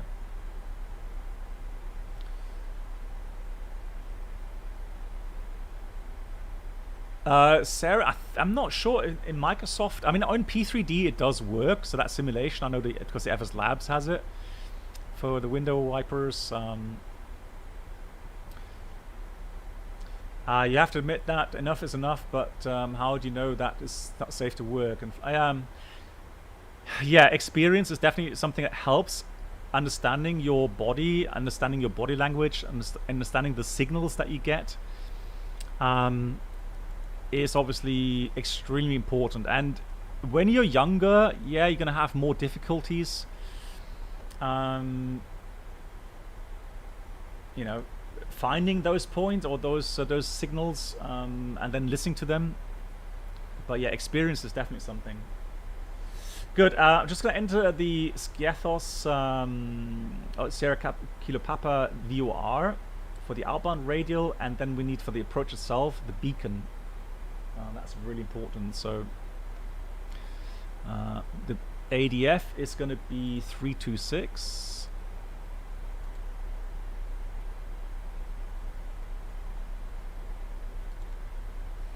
And then we've got the VOR at 13.4.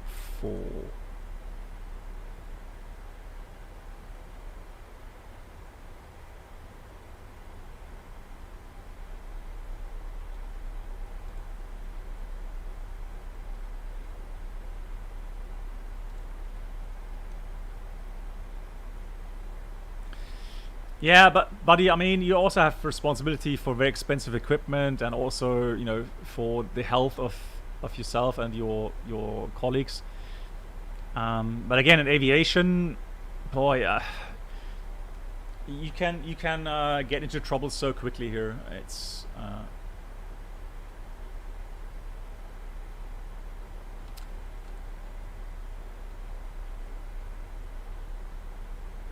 no, so I did national service in the Air Force, but I was not a pilot in the Air Force. I had the option to do so, but I declined.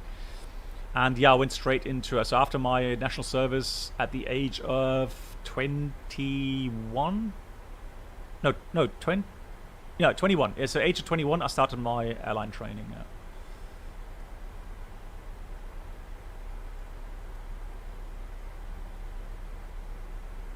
Yeah, so safety management is not just a term, that's correct, but you as a pilot, so here's the thing, you as a pilot, you are the last line of defense, right?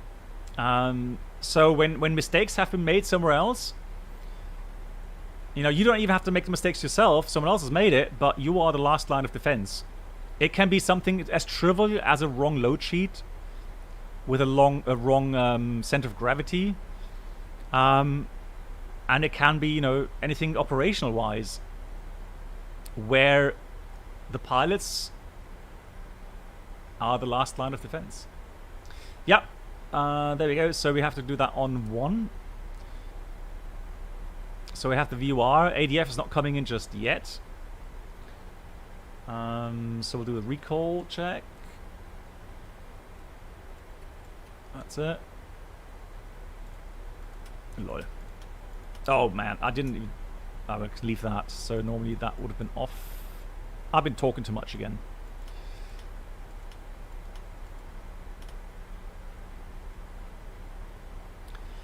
Right, checklist. Checklist. Descent checklist. Pressurization, landing altitude 50 feet set. Recall checked. Auto brake is max. Landing data VREF is 141. That's pretty fast. So 146 for the approach speed. Minimums. Oh yeah, minimums. Minimums is 1600. 1600.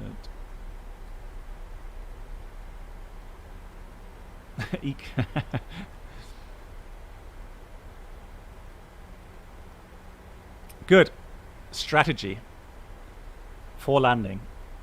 I don't know, 737-800 auto brake max. How much distance does that take? 1100.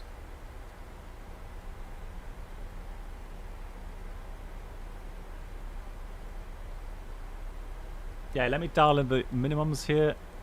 1600. Transition altitude is going to be in 5000. That's interesting. So descent forecast. So 50. And the altimeter. Let's check the weather. So the weather. No METAR available. Are you kidding me? What does Microsoft have?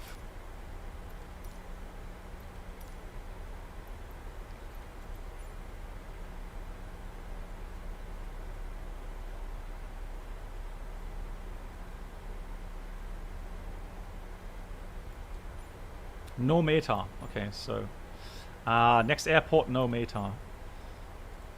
No METAR. There you go. Okay, well, so 1011. Who posted that? So 1011. Okay, let's go with that then. That's pre-dialed. Cool. So minimum 1600 feet to set. That's the descent checklist completed. Football. Hey, how you doing?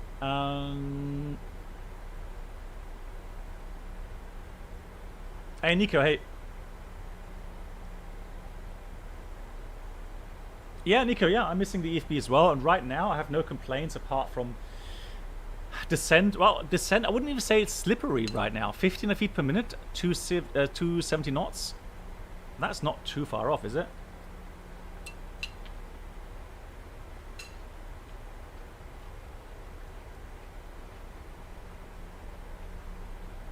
Thank you, Sapphire Wave. Thank you much. Cool, all right.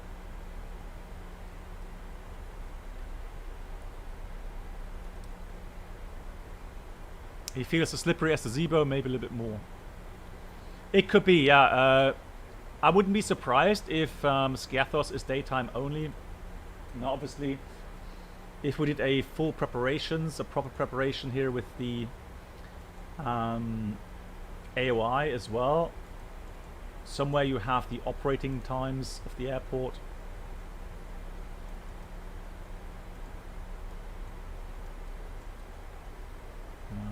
So on a quick look through, I didn't see it just yet, but I mean, day, takeoff, right? So I mean, day departures daytime only. So I would say yes. I would definitely think. Thank you much, Mark, and ETOPS. So I would definitely think it is because of the the issues with a short and narrow runway that you're gonna have that as daytime ops only.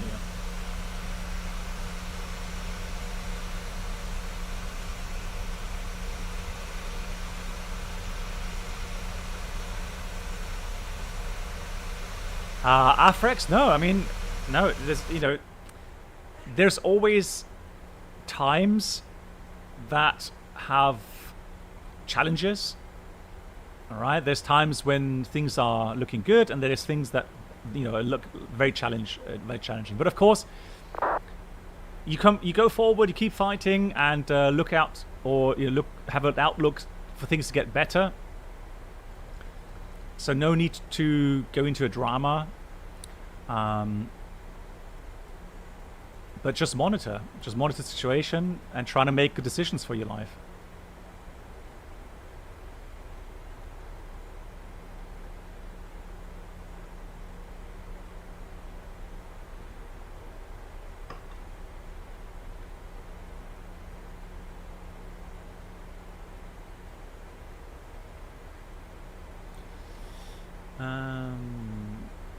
Football, yeah, I don't disclose that.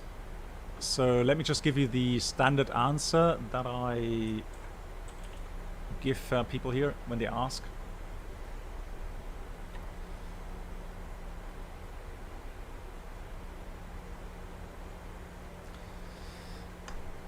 Right. So Skiathos VOR. So 4,000 is what we want to have at Sierra Kilo Papa. So let's go down 4,000. And normally, I guess the clearance would be out of Sierra Kilo Papa, cleared for the locator runway 01 approach. For the strategy, there's a couple of things you have to be aware of. For one, it has a fix. So it kind of missed approach point. If you look at the distance to the runway, or sorry, that's the distance to the missed approach point, but I would say to the runway it's about 4 miles, maybe 4.5. So 1600 at that point, well, it says 3 degrees, maybe it's just a tad more to get down to the runway. However, we're going to have to pick up the Parpies at a early stage, as early as possible. I am not a fan of going below the path normally, and I wouldn't do that in real life. So on purpose, I mean. However, I do want to demonstrate what it looked like for the Wizz Air pilots to be so low. So no, in real life, I would not consider 3 reds, no. Because that is not required. I mean, normally, if you fly to that airport or any airport, it's so... it's such that... Why doesn't that work? You should be able to land in a normal profile.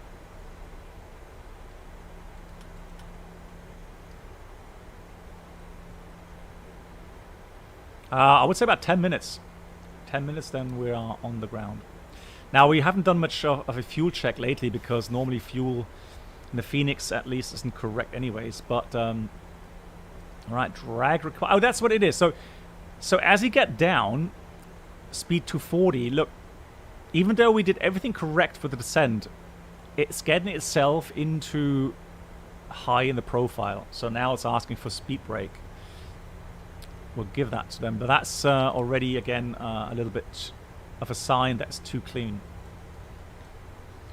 Alright, 4,000 it is. So the procedure, 4,000 and outbound will descend towards 10 miles. On that outbound leg will descend 2,000 feet, turn, intercept final course 008, which is a bit offset to the final track. And then we'll descend within 5 degrees from the beacon. We'll go down 1,600 feet. It's only 400 feet down. And then we go try to get visual. And 2 red, 2 white, we turn visual and go and descend with the Parpies. Quick question for those guys that use the replay mode regularly. How does that work?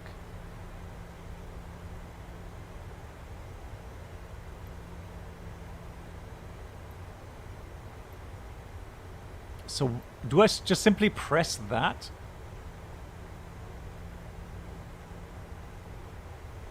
And Niku said he found himself having to speed brake every descent so far. Okay. Martin, thanks for the... Okay, so press that and then we save the track. Do I have to save the track or can I just simply play back? I know I haven't touched that because it seems so... weird. I know there's issues with it as well. Oh, beautiful. Right, there's the airport. We can see somebody landing there. Skiathos traffic. Sunturk 93 Hotel is approaching Sierra Kilo Papa for the standard locator 01 approach.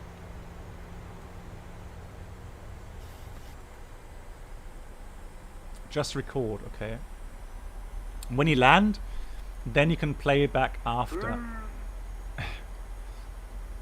I mean, when you end record, you can play back. Okay, cool. And Rupert Bucks, you say just record, I think. Okay, nice. Okay, I'll try that. I'll try. Skiathos traffic during 5411, backtrack runway 01. Okay, so we have the beacon as well. So that works just fine. We have the raw data indication, outbound 203. And I am going to go with speed intervention. I'm going to start slowing down.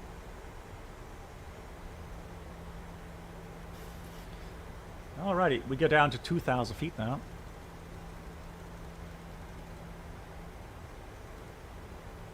You have to record twice If you want to review the landing from the touchdown point. Okay.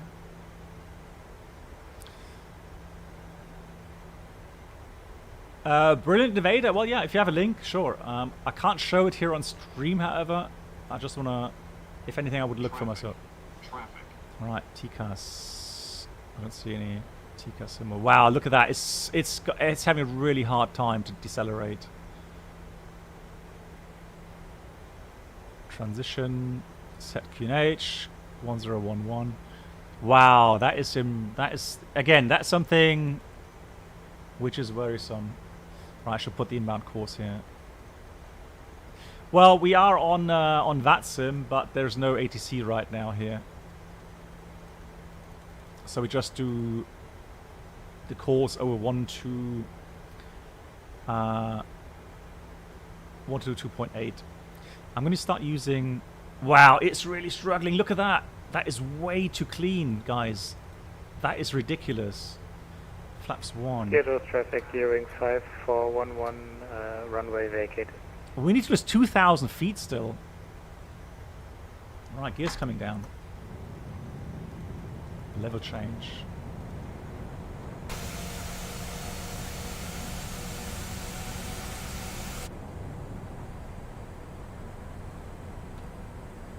Alright, flaps 5. Gotta go ahead and select here. So we're still on the right radial. And we can actually go down to 1600 now. We're not going to reach 2000 before the turn. So 10 miles from the DME. Got to turn. Alright, flaps 15.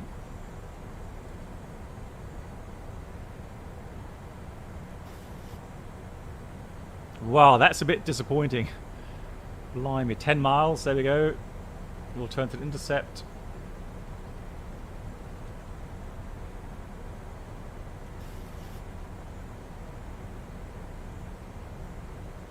So I'm using level change. Speed brakes are out. And we've got gear down, flaps 15. Normally it would be really dropping like a stone right now.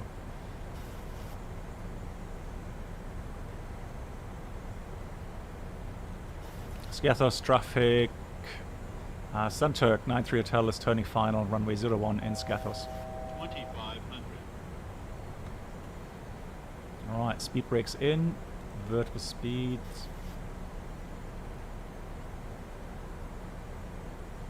Flaps 25.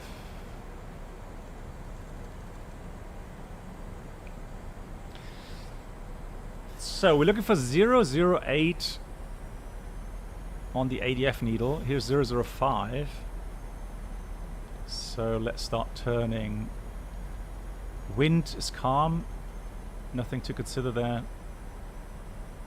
Approaching minimum. Right, so out acquire. Let's have a look. Make sure it doesn't dip below. Minimums.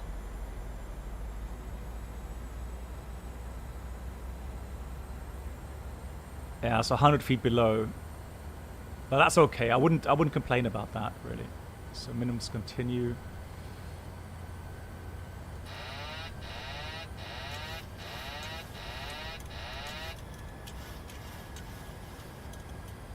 Right, 008. I'm a bit right of track. Light directors go off.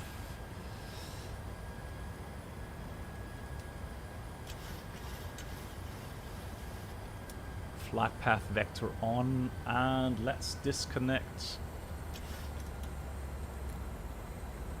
the auto throttle as well. Right, flaps 40, 146 on the approach speed. Right, I can see the runway. I would be lying if I were to say that I can already see the approach lights. Here we go, final descent. But I think I can see... I can imagine seeing the red over white, at least. Oh yeah, look at my eyesight. Hey, 100%. How about that? Good. So, ground speed 156. Was the autopilot off already? It was, wasn't it? Oh, because that button. Okay. I keep pressing the view change button, which isn't. I get it. So don't touch that. Okay, so again, normally I would stick with 1000 is checked, stable. So normally I would look for 2 red, 2 white, and keep that. Now we're going to go on purpose. Oh, and record. Hang on. Record. Start recording. We are recording. Hopefully. Yeah, right. Landing checklist. Engine starts with continuous speed brake armed. No, it's not. Armed green light. Landing gear down 3 green. Flaps 40 green light. Landing checklist completed. 500. There we go. Come on. Give me red. Give me red. One more red. 400. There we go. So we got 3 red, 1 white. So let's keep that. 300. And let's see where we... Skiathos traffic, Airburg area 58 Charlie Kilo on a 7-mile final for runway 01 Skiathos. Wow, look at that. So imagine coming in now. There's the threshold. There's the fence. 100. There's the people. 50. 40. 30. 20. 10. Oh, wait! Oh, no! No, go around. Wow, that was sensitive. Right, Toga. Flaps 15.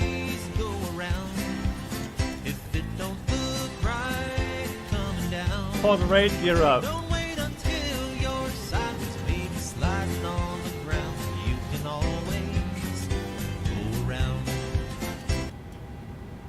Skiathos traffic. Santurk, 93 Hotel, in-mist approach in Skiathos. Right, we're going back to 4,000 feet. Flaps of 15, gears up. 2,500, we turn to the right. So let's do heading select, level change, auto thrust on, autopilot on, 2.5, turn right back to the VUR. Woo! Right. Guys, I need to check something real quickly because the sensitivity there was like way off. Good God. Just check that I have that dialed down a bit. Where's... Hold on, no, that's...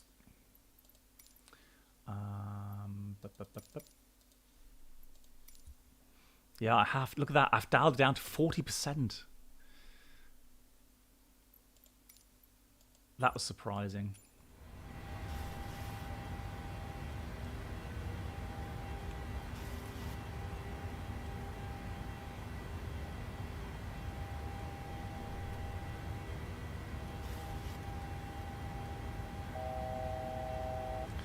Good, flaps 5.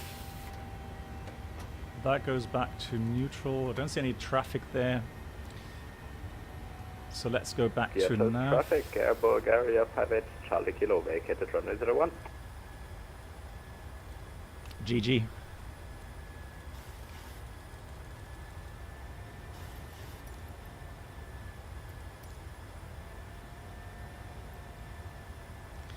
Right, let me save that quickly, shall I? See if I can save the track here. So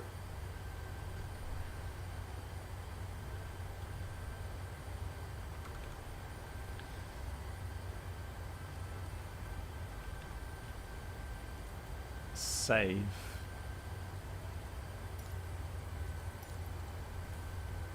Okay, so I've saved that track, and I will try to record the second flight.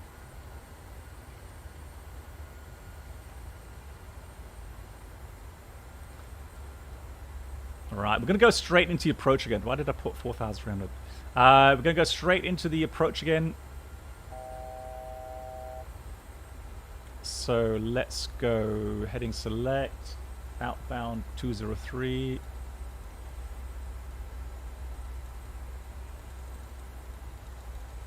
I'm going to stay flaps 5.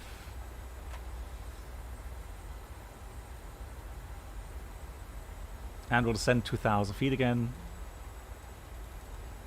Level change. Cool. So descend. So in it, flaps 40. The rest remains the same. Skiathos traffic.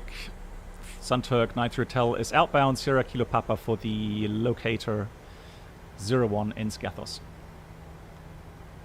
Yeah, fuel check 2.7. We're pretty much committing ourselves here actually. So I don't think if we complete the approach. Aaron, you're nice. That's good. No, I would be happy with 300 feet per minute, to be honest. So we're pulling the radial 203. Now we should be a bit more to the right here. So pull the tail, push the head, trying to get that indication to 203. And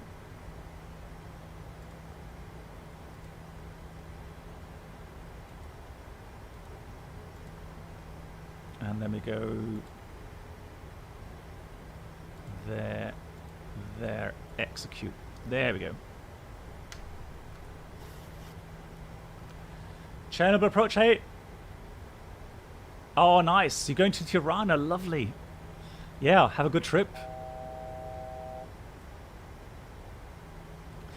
Right, so I don't know what went wrong. I tried to do a kind of a break. The first break was alright, and then the second one, it just went nose up like crazy. I don't know if I just actually just pulled back so hard or if something else happened. But that was really strange. Brenold, Brenold, I hope it's not getting too late for the Norway tour. 2500. I will be flying it. If you're up to it, then I'll be joining you. I can sleep in tomorrow as well.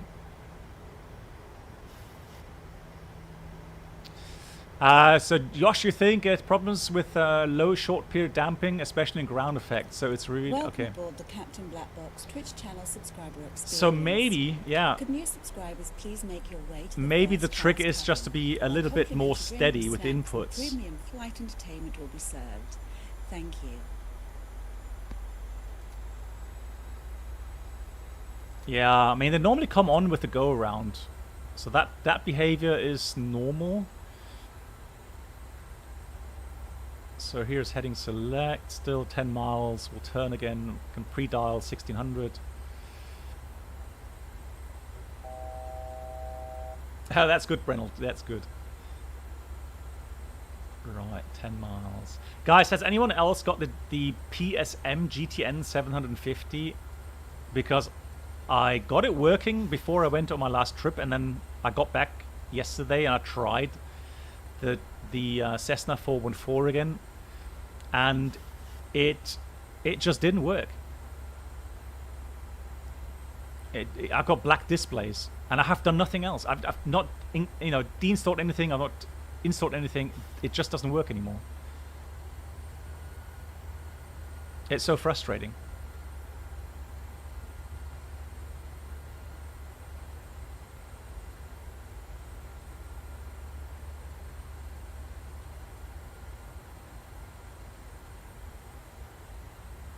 Look on YouTube. Yeah, I've not specifically checked YouTube yet, but right. So within the limitations, let's go down 1700. Good night, Black Philip. Box. I tried on ground, but the display works. Okay, I don't know what I'm doing wrong. I've installed it again, but no luck. It just would not work.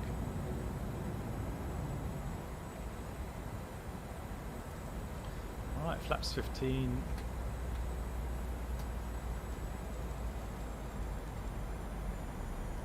Spoilers on. There we go.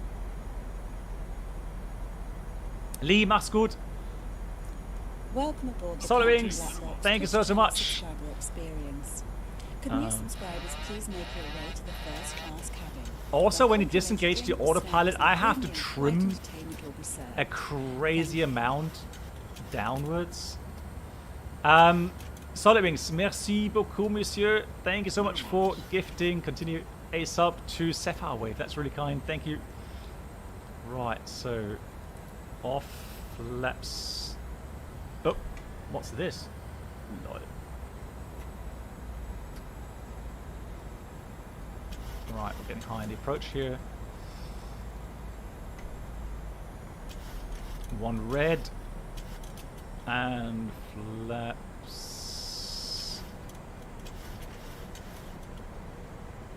Right, one red, three white. Careful now. 1,000. We just be breaking that descent rate. Flaps 40. And we've got two red, two white. That's fine. Again, I want to be in the region of round about 3 red. Oh, recording. Right, landing checklist, speed brake, arm green light, gear down to the green, flaps are 40 green light. Butter incoming. Oh god, I hope so, but that's not my aim. My aim is trying to get down safely. 500. Trying to trim the aircraft. 400. Where's my camera? Here we go. 300. Oh, is someone already in the sink here? Oh my god. Oh, careful, centrate. 200. Sorry for laughing. Oh, that looks terrible. Oh no, we're getting high here. 100. 50, 40, 30, 20, Come on. 10. Right. So, not touching the brakes. Full reverse. Auto brake max. Decel.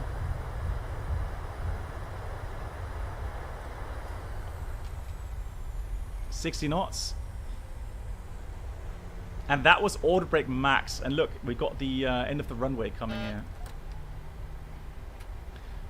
And it's really going uphill. A 30-meter wide runway means that we're gonna have to take the end of the runway to turn around again.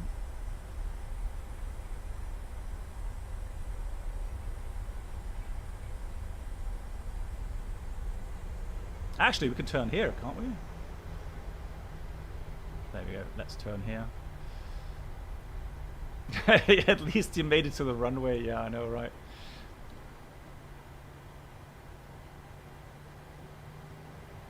And I wonder, in real life, I know there's a slope on the runway in real life as well. No, I've not been to Skiathos in real life. I'm pretty sure for us, it's instructor captains only. I'm pretty sure you would not have normal line pilots fly here.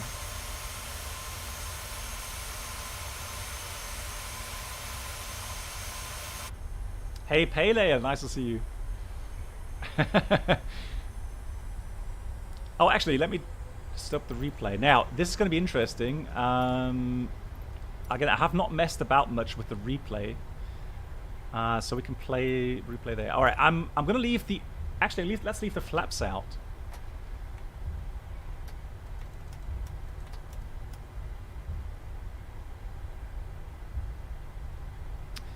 They're oval because of the fact that the landing gear is pretty much the original, if you like, from the first versions, where they have the JT engines, or was it JTA? I don't remember. When they installed the CFM engines, they had to come up with a solution, so they have a certain ground clearance because of FOD, so any foreign objects that they might ingest. Ignas, good night to you. Thanks for watching. Take care. Save the clip. Yeah, clipped it. Nice. All right. So performance is fine. I don't have any issues with FPS performance. No, all good on that side. Do I need to press save? Okay, I'll save that as well. Stand by.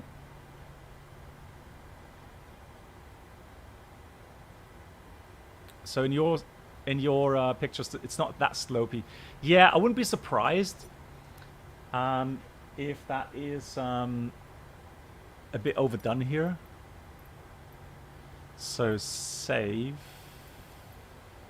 as Skiathos number 2.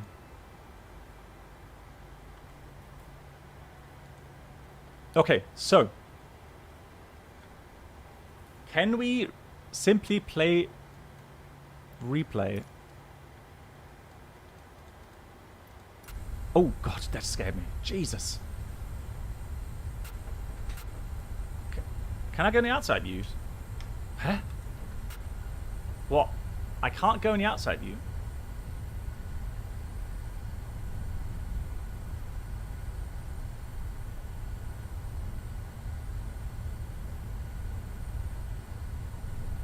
Hold on. No, I can't.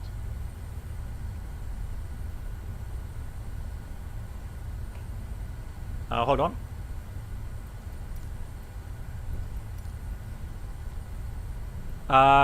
Press what? Press record track. I can't. Oh, that. Okay, press that, and then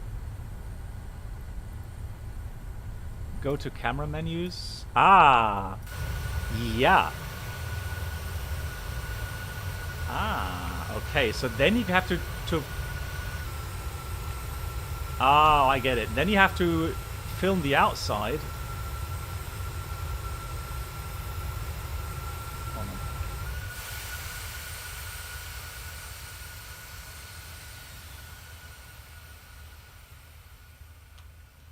Oh, didn't want to go that low.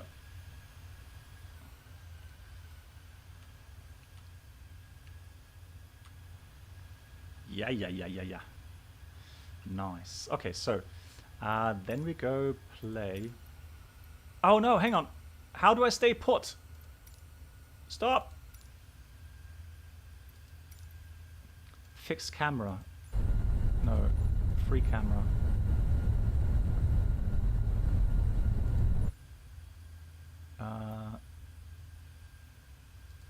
I get it. Okay, drone lock mode.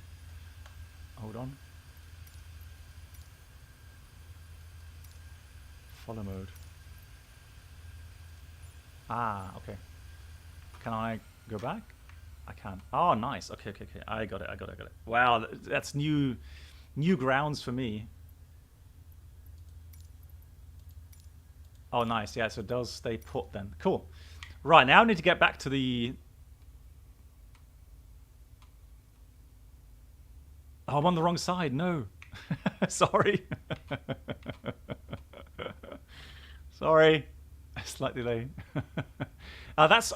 Isn't that already on in the standard? It's in Microsoft, isn't it? You don't have to buy that or anything, install.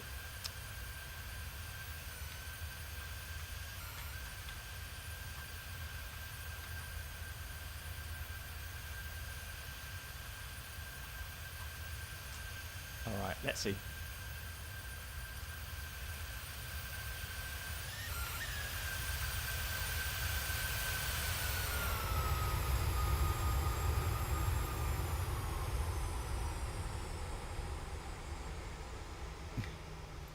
Hold on.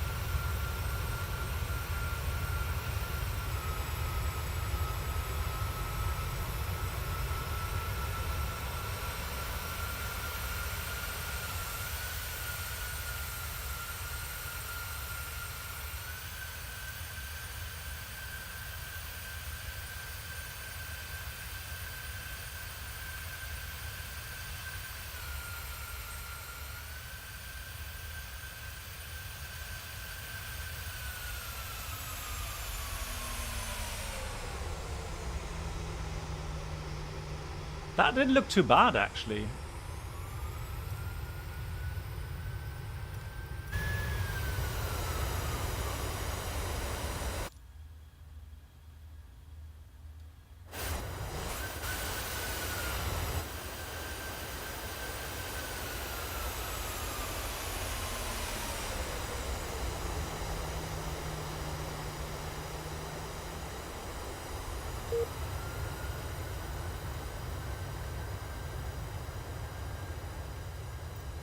Yeah. One thing I would love to see is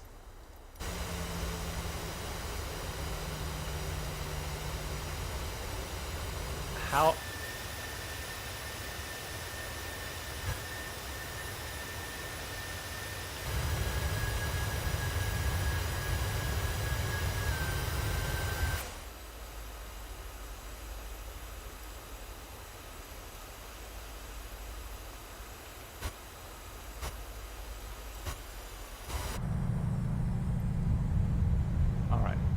Okay, guys. I don't know. So, it works, but I wouldn't say it works brilliantly.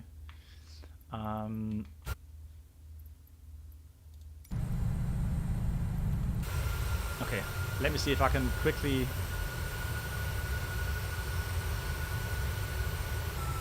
Okay.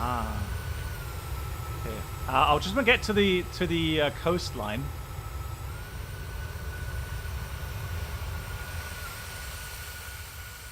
Yeah, I have disconnected. Sorry. A good thing nobody's here. I hope I don't get in trouble for that. Right, so I just want to have a look at the coastline here.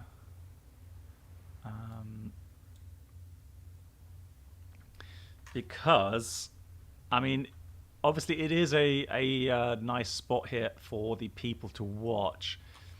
And I just want to go and look at the viewpoint. It was pretty much here, wasn't it? So let's look at that. Follow mode off.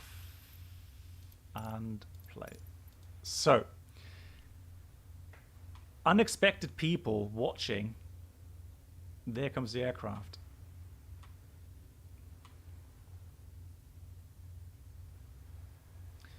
Yeah, the replay is alright. Quite surprised, actually. So I was a bit high in the profile there.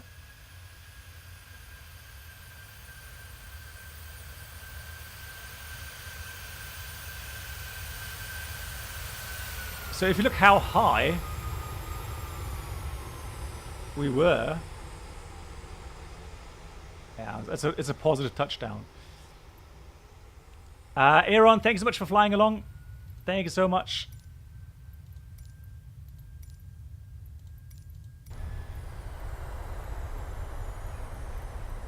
Okay.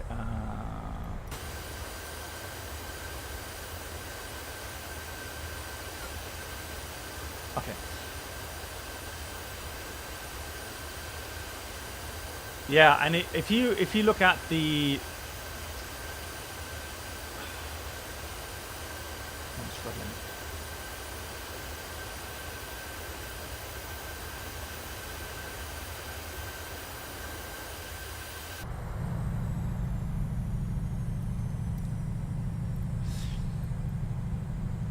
I don't know how to stop the replay. Oh, there we go. Sync rate. All right, that's how you stop the replay. Yeah, thanks so much for watching. Thanks for supporting. And we have one more flight. Brennel's waiting already pushing the boundaries here. But we're going to go and restart the stream again for a third flight. We're going back to the Challenger. No, not Challenger. The Cessna 414 on the Norway tour. Sim Caesar, thank you so much to you as well. And you can join. We'll be on the European West server. So we'll be no data, multiplayer on, and then we will be flying the Cessna 414. Give me 2 minutes. I will be restarting the stream, Big thank you to everyone for watching, for supporting, for hanging out. Thanks for great questions, great discussions. Much appreciated. And Brennell's here.